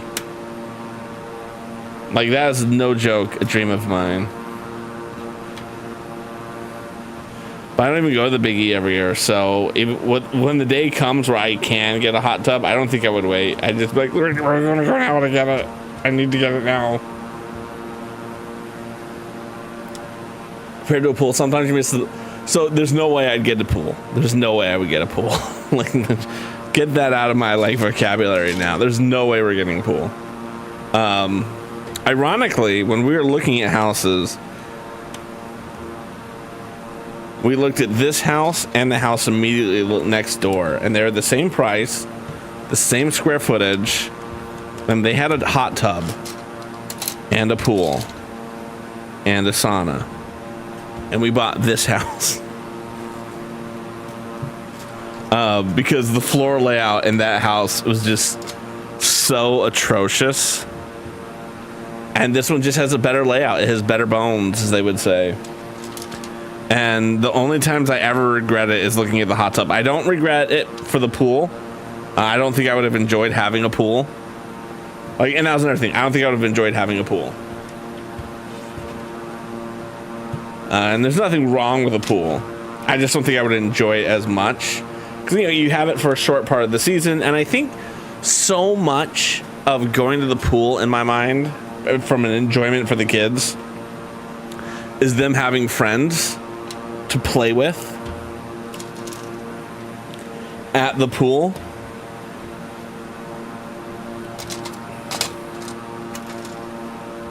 I'm missing a brick.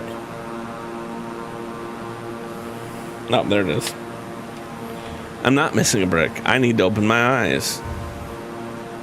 And I think if we'd had a pool, I would have resented having a pool to some degree, because I think like the kids are like, oh, we want to go in the pool. I'm like, oh, now I have to sit and watch you guys in the pool.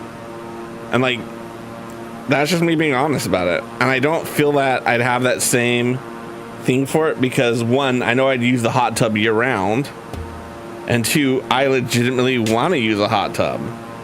Pool, not so much.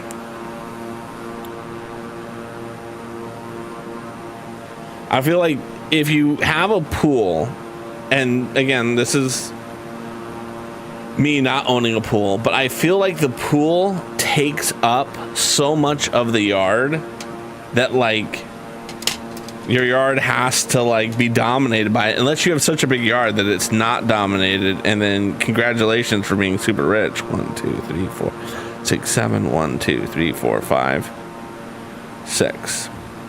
And I know there are people who have pools where it doesn't dominate it, and so maybe that's a little cold, but yeah, the people who I've noticed who's the backyard, oh, we happen to have a pool, and they still have a fancy backyard at the same time, they're the people who are super rich.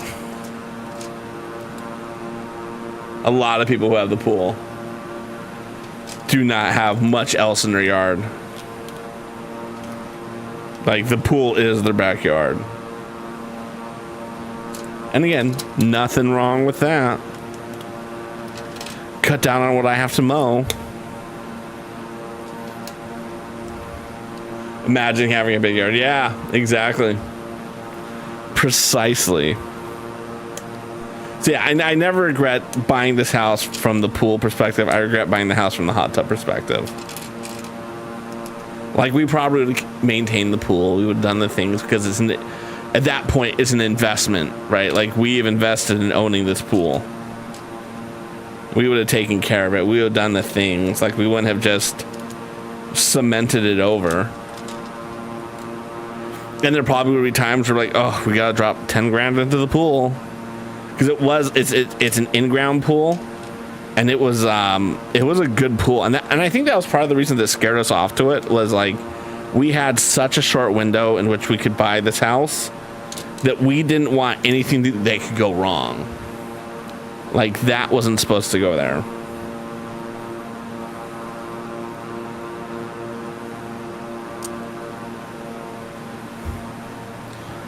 Your dad hating the pool, never went in most of the time.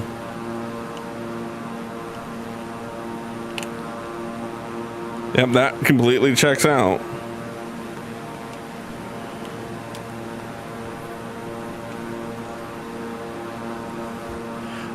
So the risk you have with an in-ground pool is the frost. Like, that's the risk you run with an in-ground pool up here, is the frost. And the frost heaves moving the pool around, which is why if you are to do it, you have to do it absolutely right. And we have, judging from the way that they did other things, we want to believe that they did all the right things for the pool. Like, that pool wasn't going to be a problem. Like, we just knew it was never going to be a pool that, you know what I mean?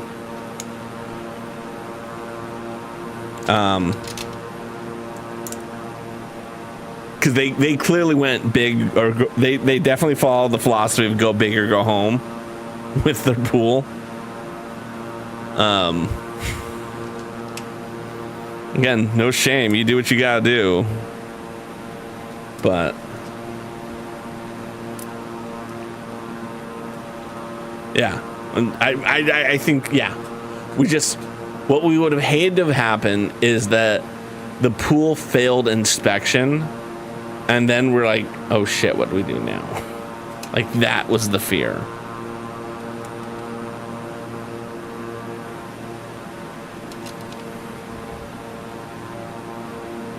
Because if the pool failed inspection, that would have been very, very pricey for them to resolve, for anyone to resolve. And that's when you just fill in the pool, or maybe you spend the money to get it fixed.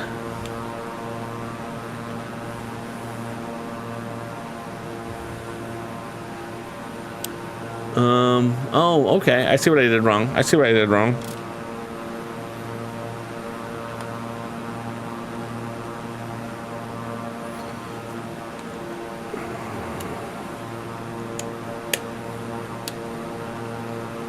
There we go. That's what I did wrong.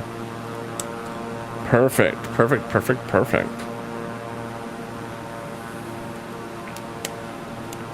And then there it goes. And then boom, like that. But yeah, if you're gonna do an in-ground pool, you gotta do it right. You can't half-ass it.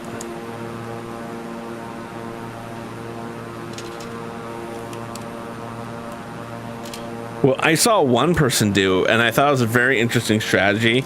They did like a half in-ground pool. And I don't know how well that worked out for them long term. But what they did was they like dug the pool halfway down, put their liner in, and then like built like graded dirt up to the pool. I mean, they have a pool and I don't, so I shouldn't talk trash, but I wonder how that worked out for them long term.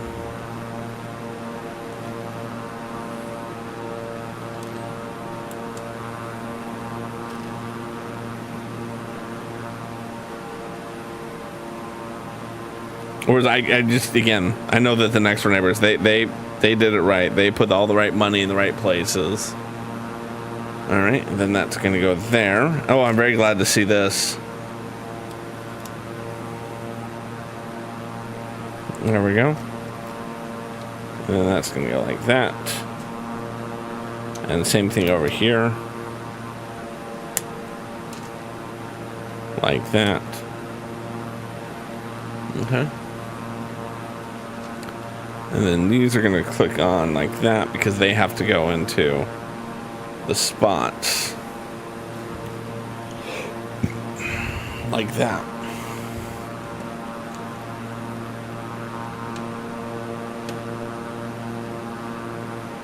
So of course, when I do make this modular, I probably will not need to keep it on the hinges.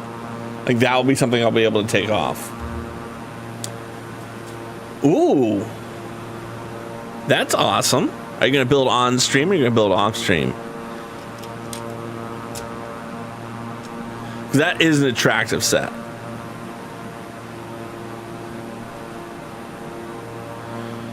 Like, I would say if there's one thing in Lego that I wish I could spend more money on, it is to buy all the flower sets.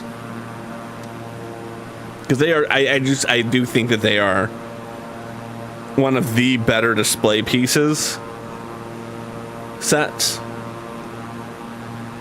I feel like too often the display sets of Lego tend to fall into Star Wars, Marvel. And they're just not interesting to me. They're just not. All right, so there we go. We have built the music store. Uh-oh. I'm losing all of the whatchamacallits. Oh well, I don't care. Yay. So that leaves one more section of this to build. How far do we have left on our flight? 116 nautical miles.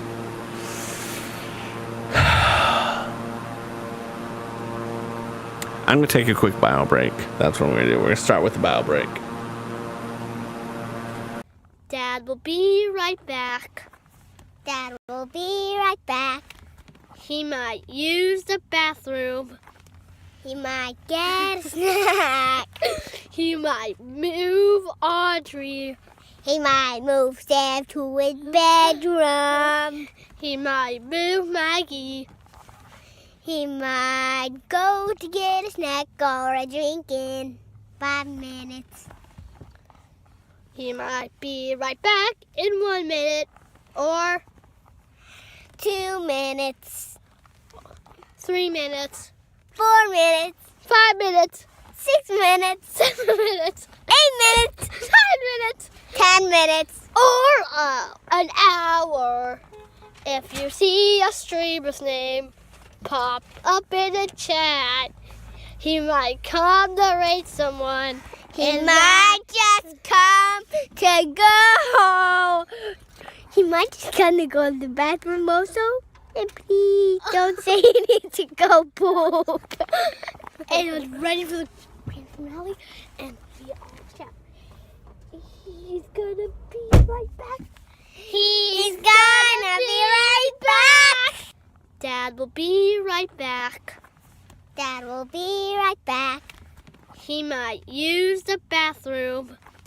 He might get a snack. He might move Audrey. He might move Sam to his bedroom. He might move Maggie. He might go to get a snack or a drink in 5 minutes. He might be right back in 1 minute or 2 minutes, 3 minutes, 4 minutes, 5 minutes, 6 minutes, 7 minutes, 8 minutes, 9 minutes, 10 minutes, or an hour. If you see a streamer's name pop up in the chat, he might come to rate someone. He might just come to go. And I'm back. My home for the follow is It's Ben. Welcome to the chat. Feel free to tell us about who you are. Aloha, you can call me Craw. I'm a dad who who flies a virtual plane while building Lego sets. Oh, it's been Matter. How are you doing? Welcome to the chat. Pleasure to see you. See you on this side. I know you're more of a YouTube person, but a pleasure to have you over on this side. I know my YouTube has been iffy lately in terms of the chat. It's been going through all the stuff. But yeah, pleasure to have you here. How are you doing, friend? So what we're going to do with the remainder of the stream, because again, there's no way I'm going to be able to... YouTube didn't work. Am I not on YouTube, or is it wouldn't let you chat? Because I know it's been iffy. It's been iffy. The chatting has been iffy lately.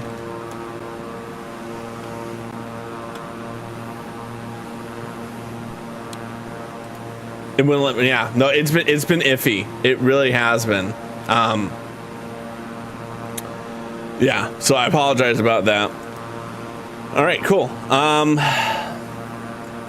So we don't have enough time to get started on the last bag, and I don't want to start like the last portion of the build and then not be able to finish it, because like if I get into it and then we don't able to finish it, then it's like in the next stream, if I don't do anything now, I'll have a lot more building to make in the next stream. So that's what we're not gonna do. So we're gonna do something that I usually do off stream, and I think is important for people to talk about from a Lego perspective. In that, what do you do? Have a bite of this sandwich. And how did you know I was hungry? I ain't ate nothing this morning.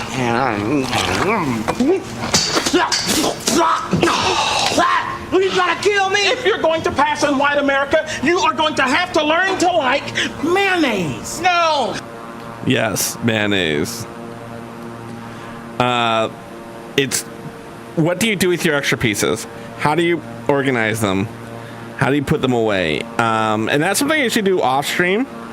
And like, this is not my day. Come on, come on.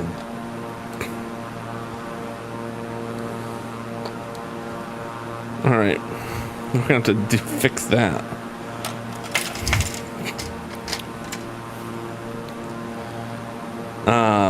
Maybe that's gonna take me the next 20 minutes. Hot dog. I don't think I have a hot dog command.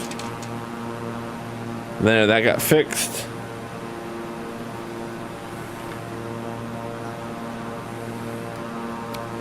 And then what we can do is we can do that.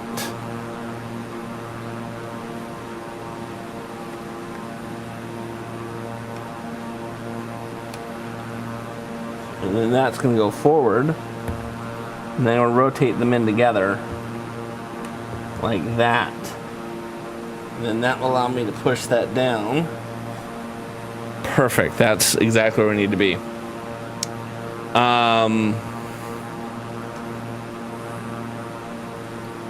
There we go. We're all set. Okay, so we're gonna do the things that I normally do off stream to kind of put these pieces away.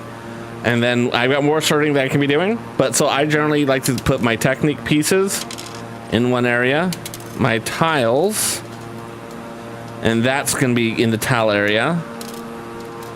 That's a brick, a tile, a tile. These are going to be kind of extra pieces that wouldn't go in any of the categories and have a special like minifig place where it would go.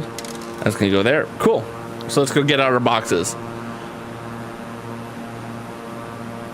I don't think we need a video like that, but sure, go ahead. Make that video, friend.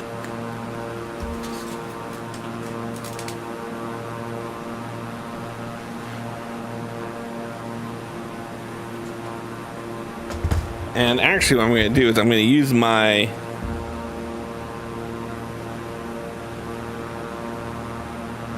no worries, friend.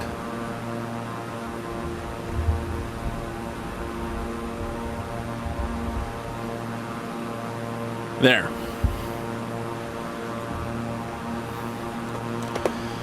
So these are like my boxes that I use to like store my extra Lego pieces. So I can take those, which are gonna go in there, and then I can close the box. This one, nothing goes in here.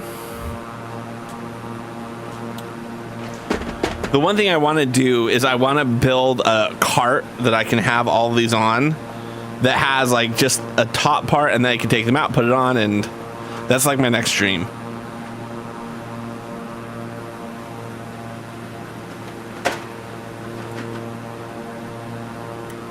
All right.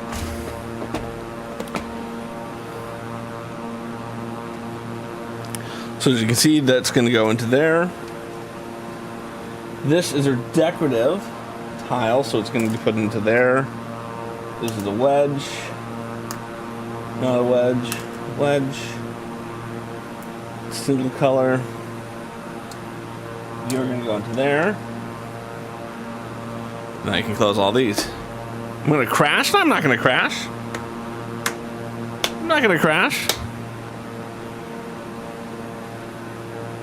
We're doing fine. We're doing fine. We're doing really fine. Plane is going good. I know how to turn on autopilot. All right.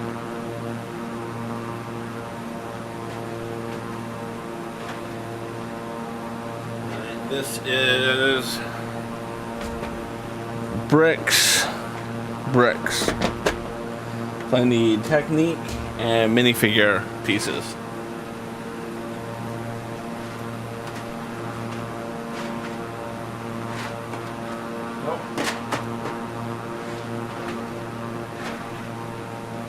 Wheels.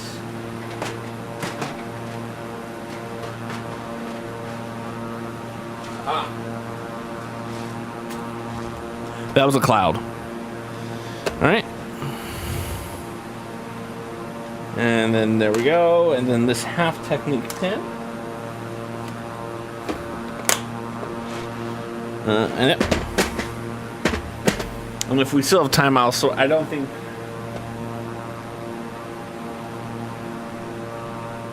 We're down to 75 miles.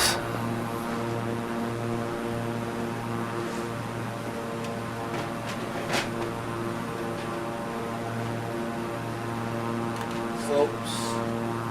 Snot pieces.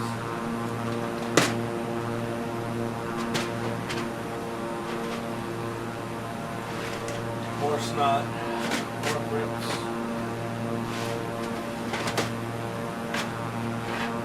There we go. Positive side, you guys don't get to see me grabbing them off the shelves. All right, you go in there. Wands are in there. Frying pans. Robot arms.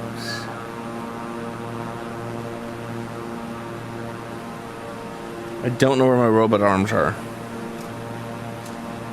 Lightsaber. Fire. I think fire goes with the translucent pieces. Beechcraft 801 contact Cup. approach on 122.5. Good day. There. 12. How was Cult of the Lamb? Cult of the Lamb is going good. Goodbye. Those are minifigures. Approach Beechcraft Do I have? 6801,300 feet. Yeah, that's where I put my robot arms, in the minifigure one itself. Altimeter 29.92 radar contact. Continue. I hope I put that in the right bin. All right, and then all that leaves us with that, and I think that's with my translucent pieces.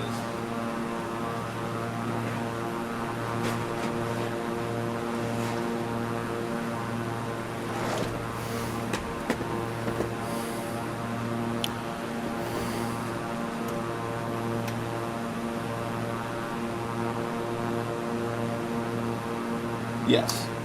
Perfect. But yeah, so that's my dream, is to kind of have this be like on a rolling cart, with just a bunch of these, and then like an overhead light that I can turn on to when I'm working it. That's kind of what I envisioned for this. Oh.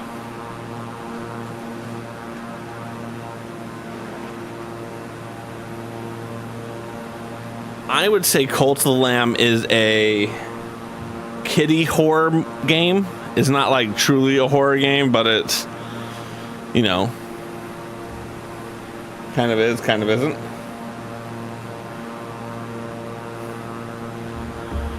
All right. Yes, my daughter is one of the best cult leaders of all time. And we can put this back where we want to put that. All right. How much are we doing on our flight?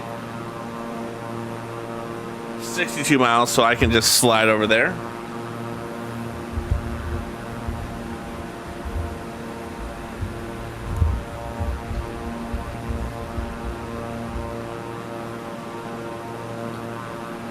Now I want you to disengage the automatic pilot. Now watch out you don't make any violent control movements like you did in the fighter plane. All right, I'm going to unlock the automatic pilot.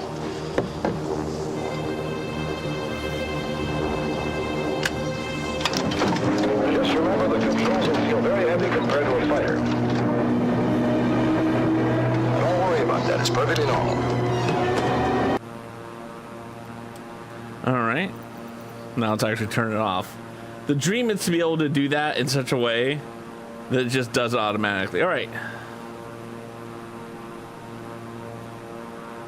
So there we go. We're getting close to where we want to go. I should tighten that up. Oh, there we go. All right.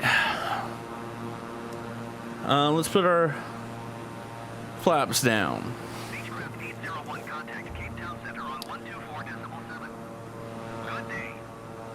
Nope. 124.7 Beechcraft 8. All right, we're doing good. Beechcraft 6801, 4,500 feet.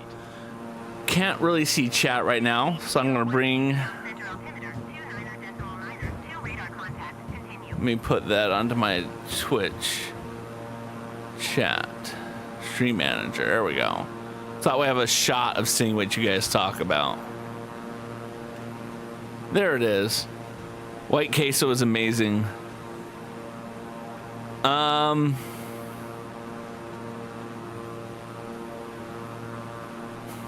White queso is amazing. All right, here we go. We're doing this. We're still holding about 4,000 feet, which is fine. I'm gonna slow the plane down a little bit. Just because I want to start more of a decline than we're doing. It's still rising a little bit. So if we lower it, I'm going to turn the camera so you can see me do that.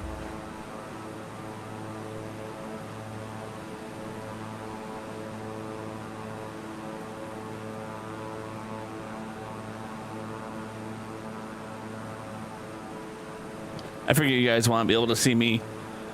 That's still off camera. Jeez.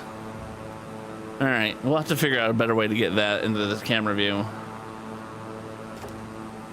Oh.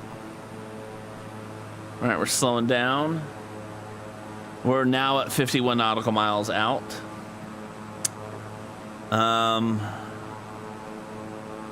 don't know which way the airport is facing, unfortunately. I have some ideas on how to do that. Ooh, your new mic and headset came in. That's excellent. All right.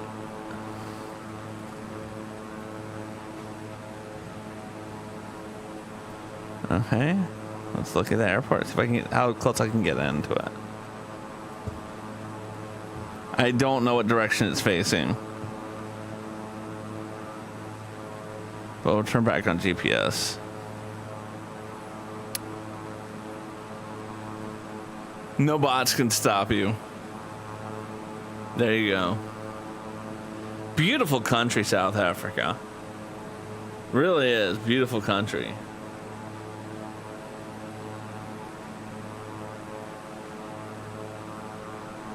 I'm gonna do my pitch up a little bit. There we go.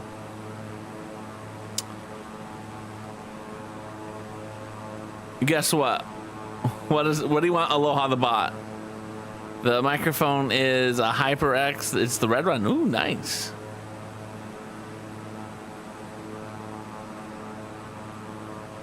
Yeah.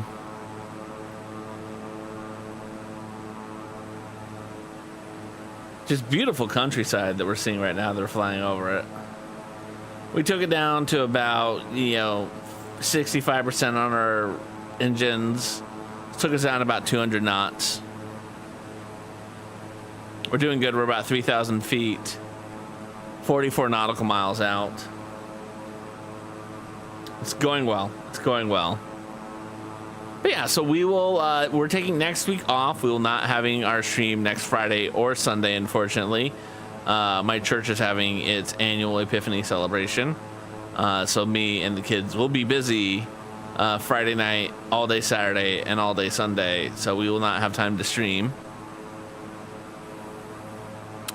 Yeah, I know. So we're going to take next week off. But we'll be back the weekend after that. For some more Cult of the Lamb. It's with Sam. And then we will start our journey up the African coast. So we're going to, again, hug the coast a little bit, I think, as we work our way up the Horn. I would like to get out to Madagascar, but as always, you guys get to pick where we fly and how we fly to it. So if you want to be a participant in deciding where we're going to fly next, feel free to follow me on Instagram, because that is where we put our poll. And we'll have the poll up early this week. Just because I'd rather have all the stuff built out now as opposed to waiting for like the week before I want to stream. Just make my life easier.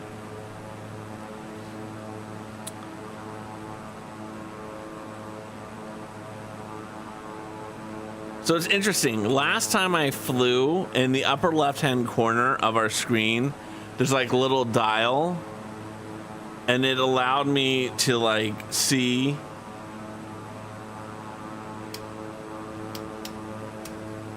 where the runway is in relation to myself. And it's not doing that, unfortunately.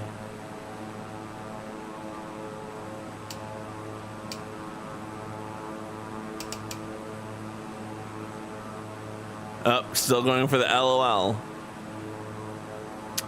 Yeah. We're good and good. We're down about 2,400 feet or so. It's a very nice decline. 36 nautical miles out. I'm actually going to put my trim a little level. I'd like to level off. Enemy fight begins.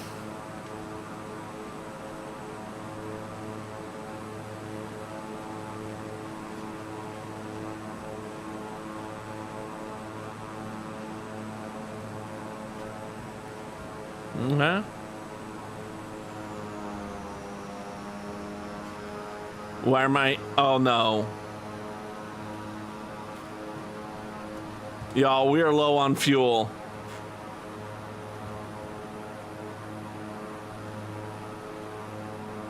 I don't think we can coast 30 nautical miles. We're gonna do the best we can.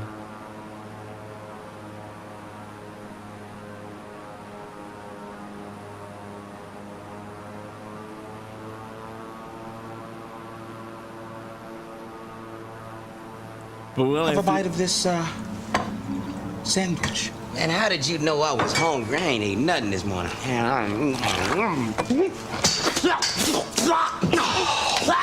trying to kill me? If you're going to pass in white America, you are going to have to learn to like mayonnaise. No. Thank you as usual. We're gonna see how close we can get. We're 30 nautical miles out. We're almost on fumes.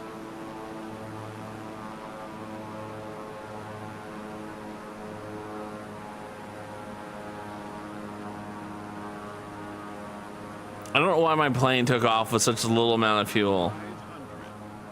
Yeah. We're gonna be making an emergency landing. I apologize, everyone. Brace for impact. We're gonna try to find a nice area where it looks kind of flat.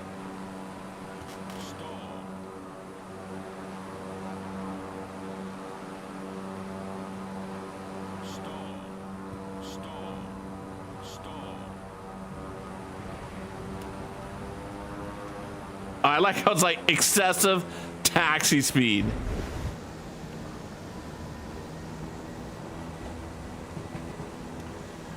So I apologize we didn't quite make it to South. Well, I mean, we're still in South Africa. We just didn't get as far as we wanted to go.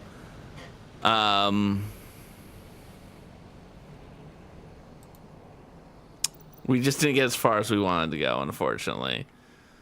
I wish there was a way I could just automatically add fuel to it, but we did good. I'm kind of proud of what we did. What happens if I do this? Oh, look at that. It just gave us more fuel. 6801 is type Beechcraft King Air 10 miles northwest of It gave us more fuel. 2,100 feet. Request Love it. following. Beechcraft 6801 Cape Town Center. Squawk 0067. It gave us the fuel we need. Squawk 0067 Beechcraft 801. Unaffected. Beechcraft 801 radar contact 9 miles northwest of All right, we're 27 nautical miles out. 2,200 feet. We're gonna make it there after all. Decimal 902. And it's weird because like when we started flying, I remember saying to myself, "Gee, 801. I don't know if we have enough fuel." I wonder if there's a thing I can press that says, "Fill my plane up completely with fuel." You know, Ben, just, you don't have to worry about fighting the bot. Like, the bot is meant to be our friend.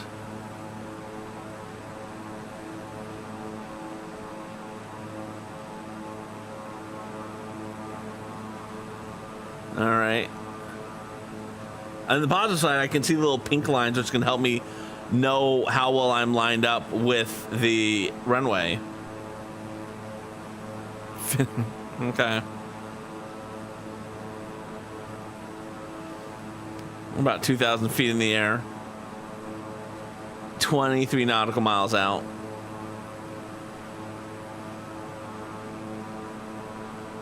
I mean, we did land the plane successfully, I would like to add.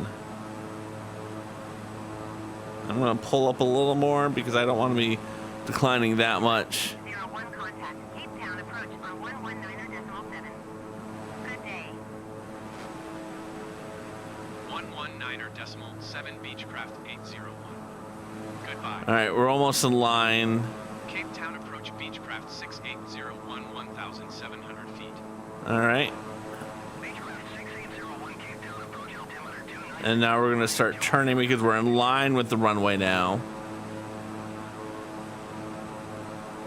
So we can start turning inwards. Cape Town approach Beechcraft 6801. Request clearance to transition Charlie airspace. All right. We're still not properly lined up, it looks like. I think what we try to do is try to get like the pink line Charlie airspace to line up. Beechcraft 801.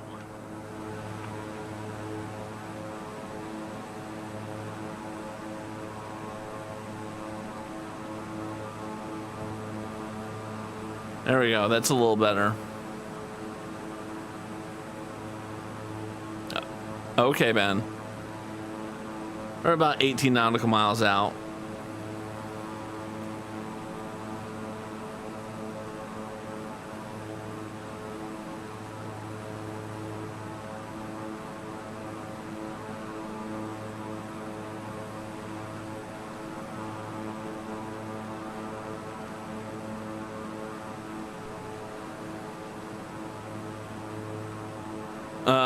No, I would not let my son play GTA.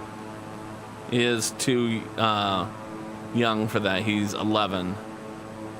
Aloha, Lone Wolf. I will spin the wheel after we land, if that's okay with you.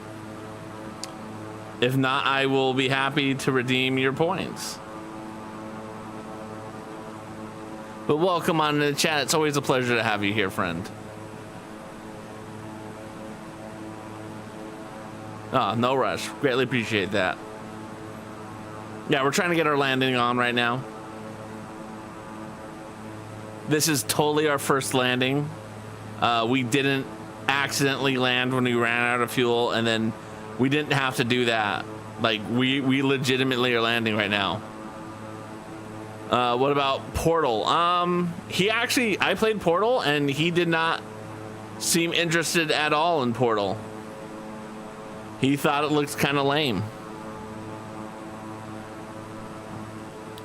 And again, that's his choice in life. I do have to say, the aesthetics of flying over South Africa, it's stunning. It really is beautiful landscape. All right, we're gonna start banking a little bit more because we're not in line with the runway right now. And this is our opportunity to get in line. Have I watched Castaway with Tom Hanks?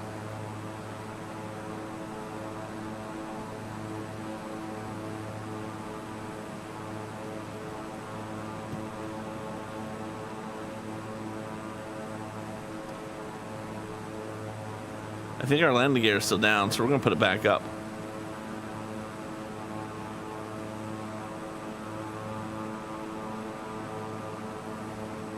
There we go. We're 9 nautical miles out, so we're doing good. Looks like there's a little mountain right between us and the runway, which is slightly awkward. I would like them more if they didn't have that mountain right there.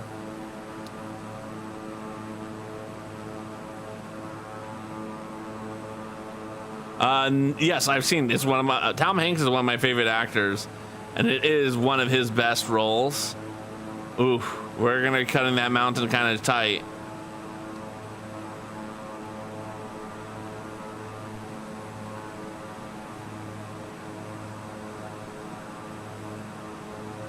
All right, here we go. We'll dive again. I don't think we're properly lined up at all with the airplane. So we're gonna come over here.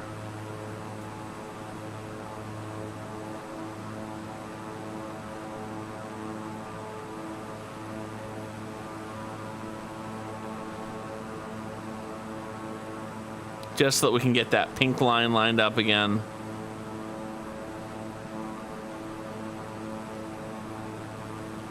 And then we can bank in.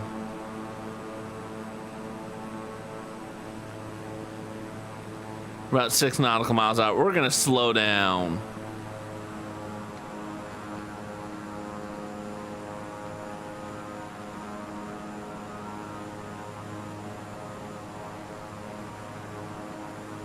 All right, okay. Let's put our landing gear down.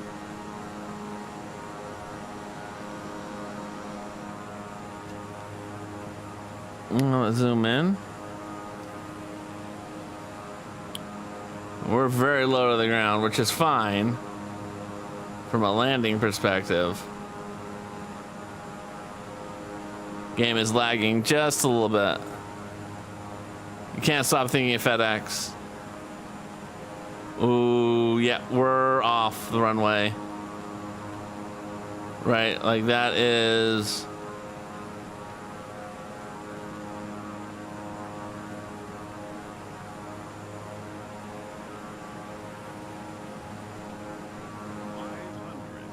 Yep, but it's okay. We can course correct.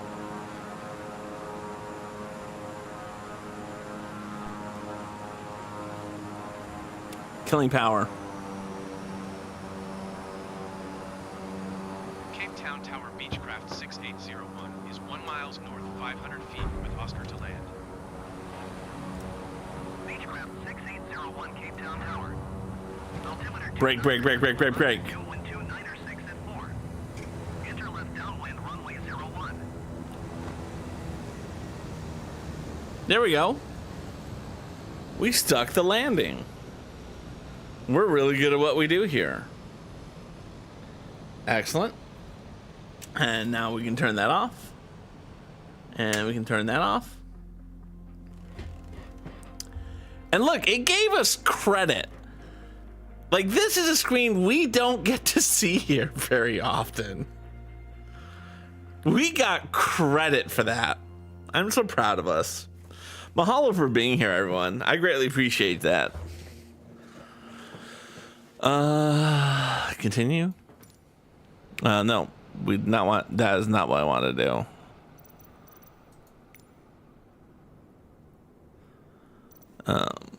I think I'm just gonna come over here.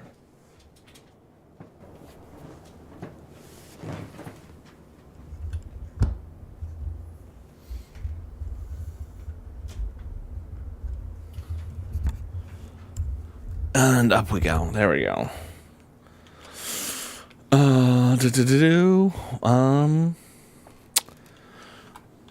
Let's get that game set up. There we go. Escape. What did time go? Main menu. Yes, exit to main menu. That was good. I'm proud of ourselves.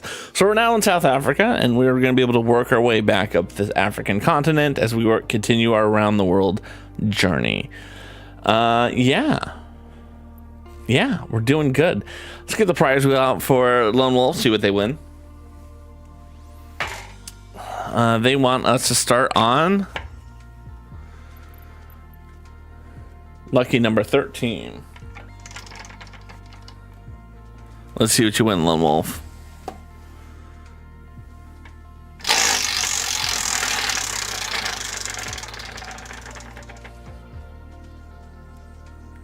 Six. Congratulations! Daddy's gonna have to build Lego using Chopsticks. chopstick. I'm so sorry. We can't do that. We're done building. It's the first time it's been won. I'm gonna refund. You deserve the points back. You're so close. Have I heard about cops in LA? No, I haven't heard about cops in LA. Let's find someone to raid. If you know someone that's online right now and you feel like I should get to know this person, this is your opportunity to drop the name in the chat. Raid. That's not what I wanted to have happen. Twitch. Live channels I follow. There it goes. Boom. Perfect. Exactly. I've heard of the show Cops, and I'm sure that they had a season in LA. I'm just not super familiar with it. No. This dude, I've heard great things about them as a flight simmer, and we're just going to put them there as an opportunity to go see someone who really knows about flying. I doubt we end up rating them, but it's just kind of good to have a starting point. April, who I know is Lone Wolf's good friend. Did I just meet these people? I think I just met them.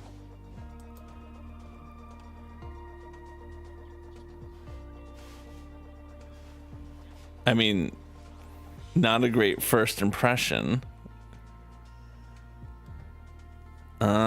I feel like I just met them on Threads. I just want to verify.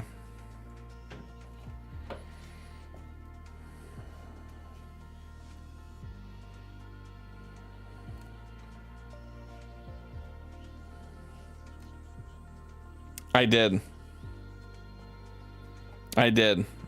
just meet them. Star Wars girl living in Southern California, does cosplay. Yeah, we just met them. This is a leading contender right now. Let's see who else we have.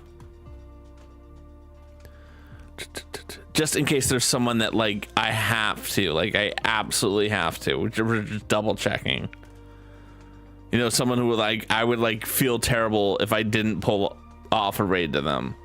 Nope, no one. Okay, so we're gonna go check out this new person who I met. I met them on Threads. They seem super nice and super cool. They're doing makers and crafting. I don't know what they're making other than a hamburger in their mouth.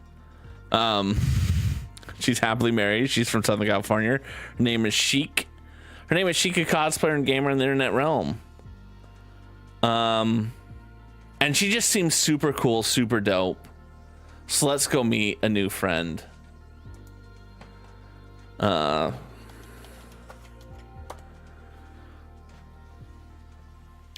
Oh, I can't raid. I'm not allowed to raid them. That's awkward. So we're not gonna raid them. You seem cool, but we're not raiding you. It's been a while since I had that happen where I was like, oh, I want to raid this person, right? It's been a hot second since that happened to me.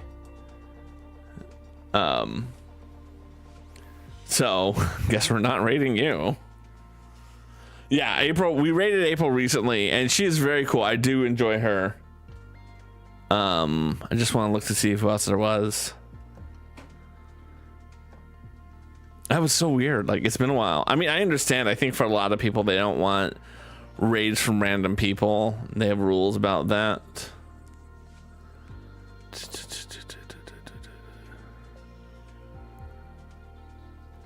Why do I know Nick with an A and H?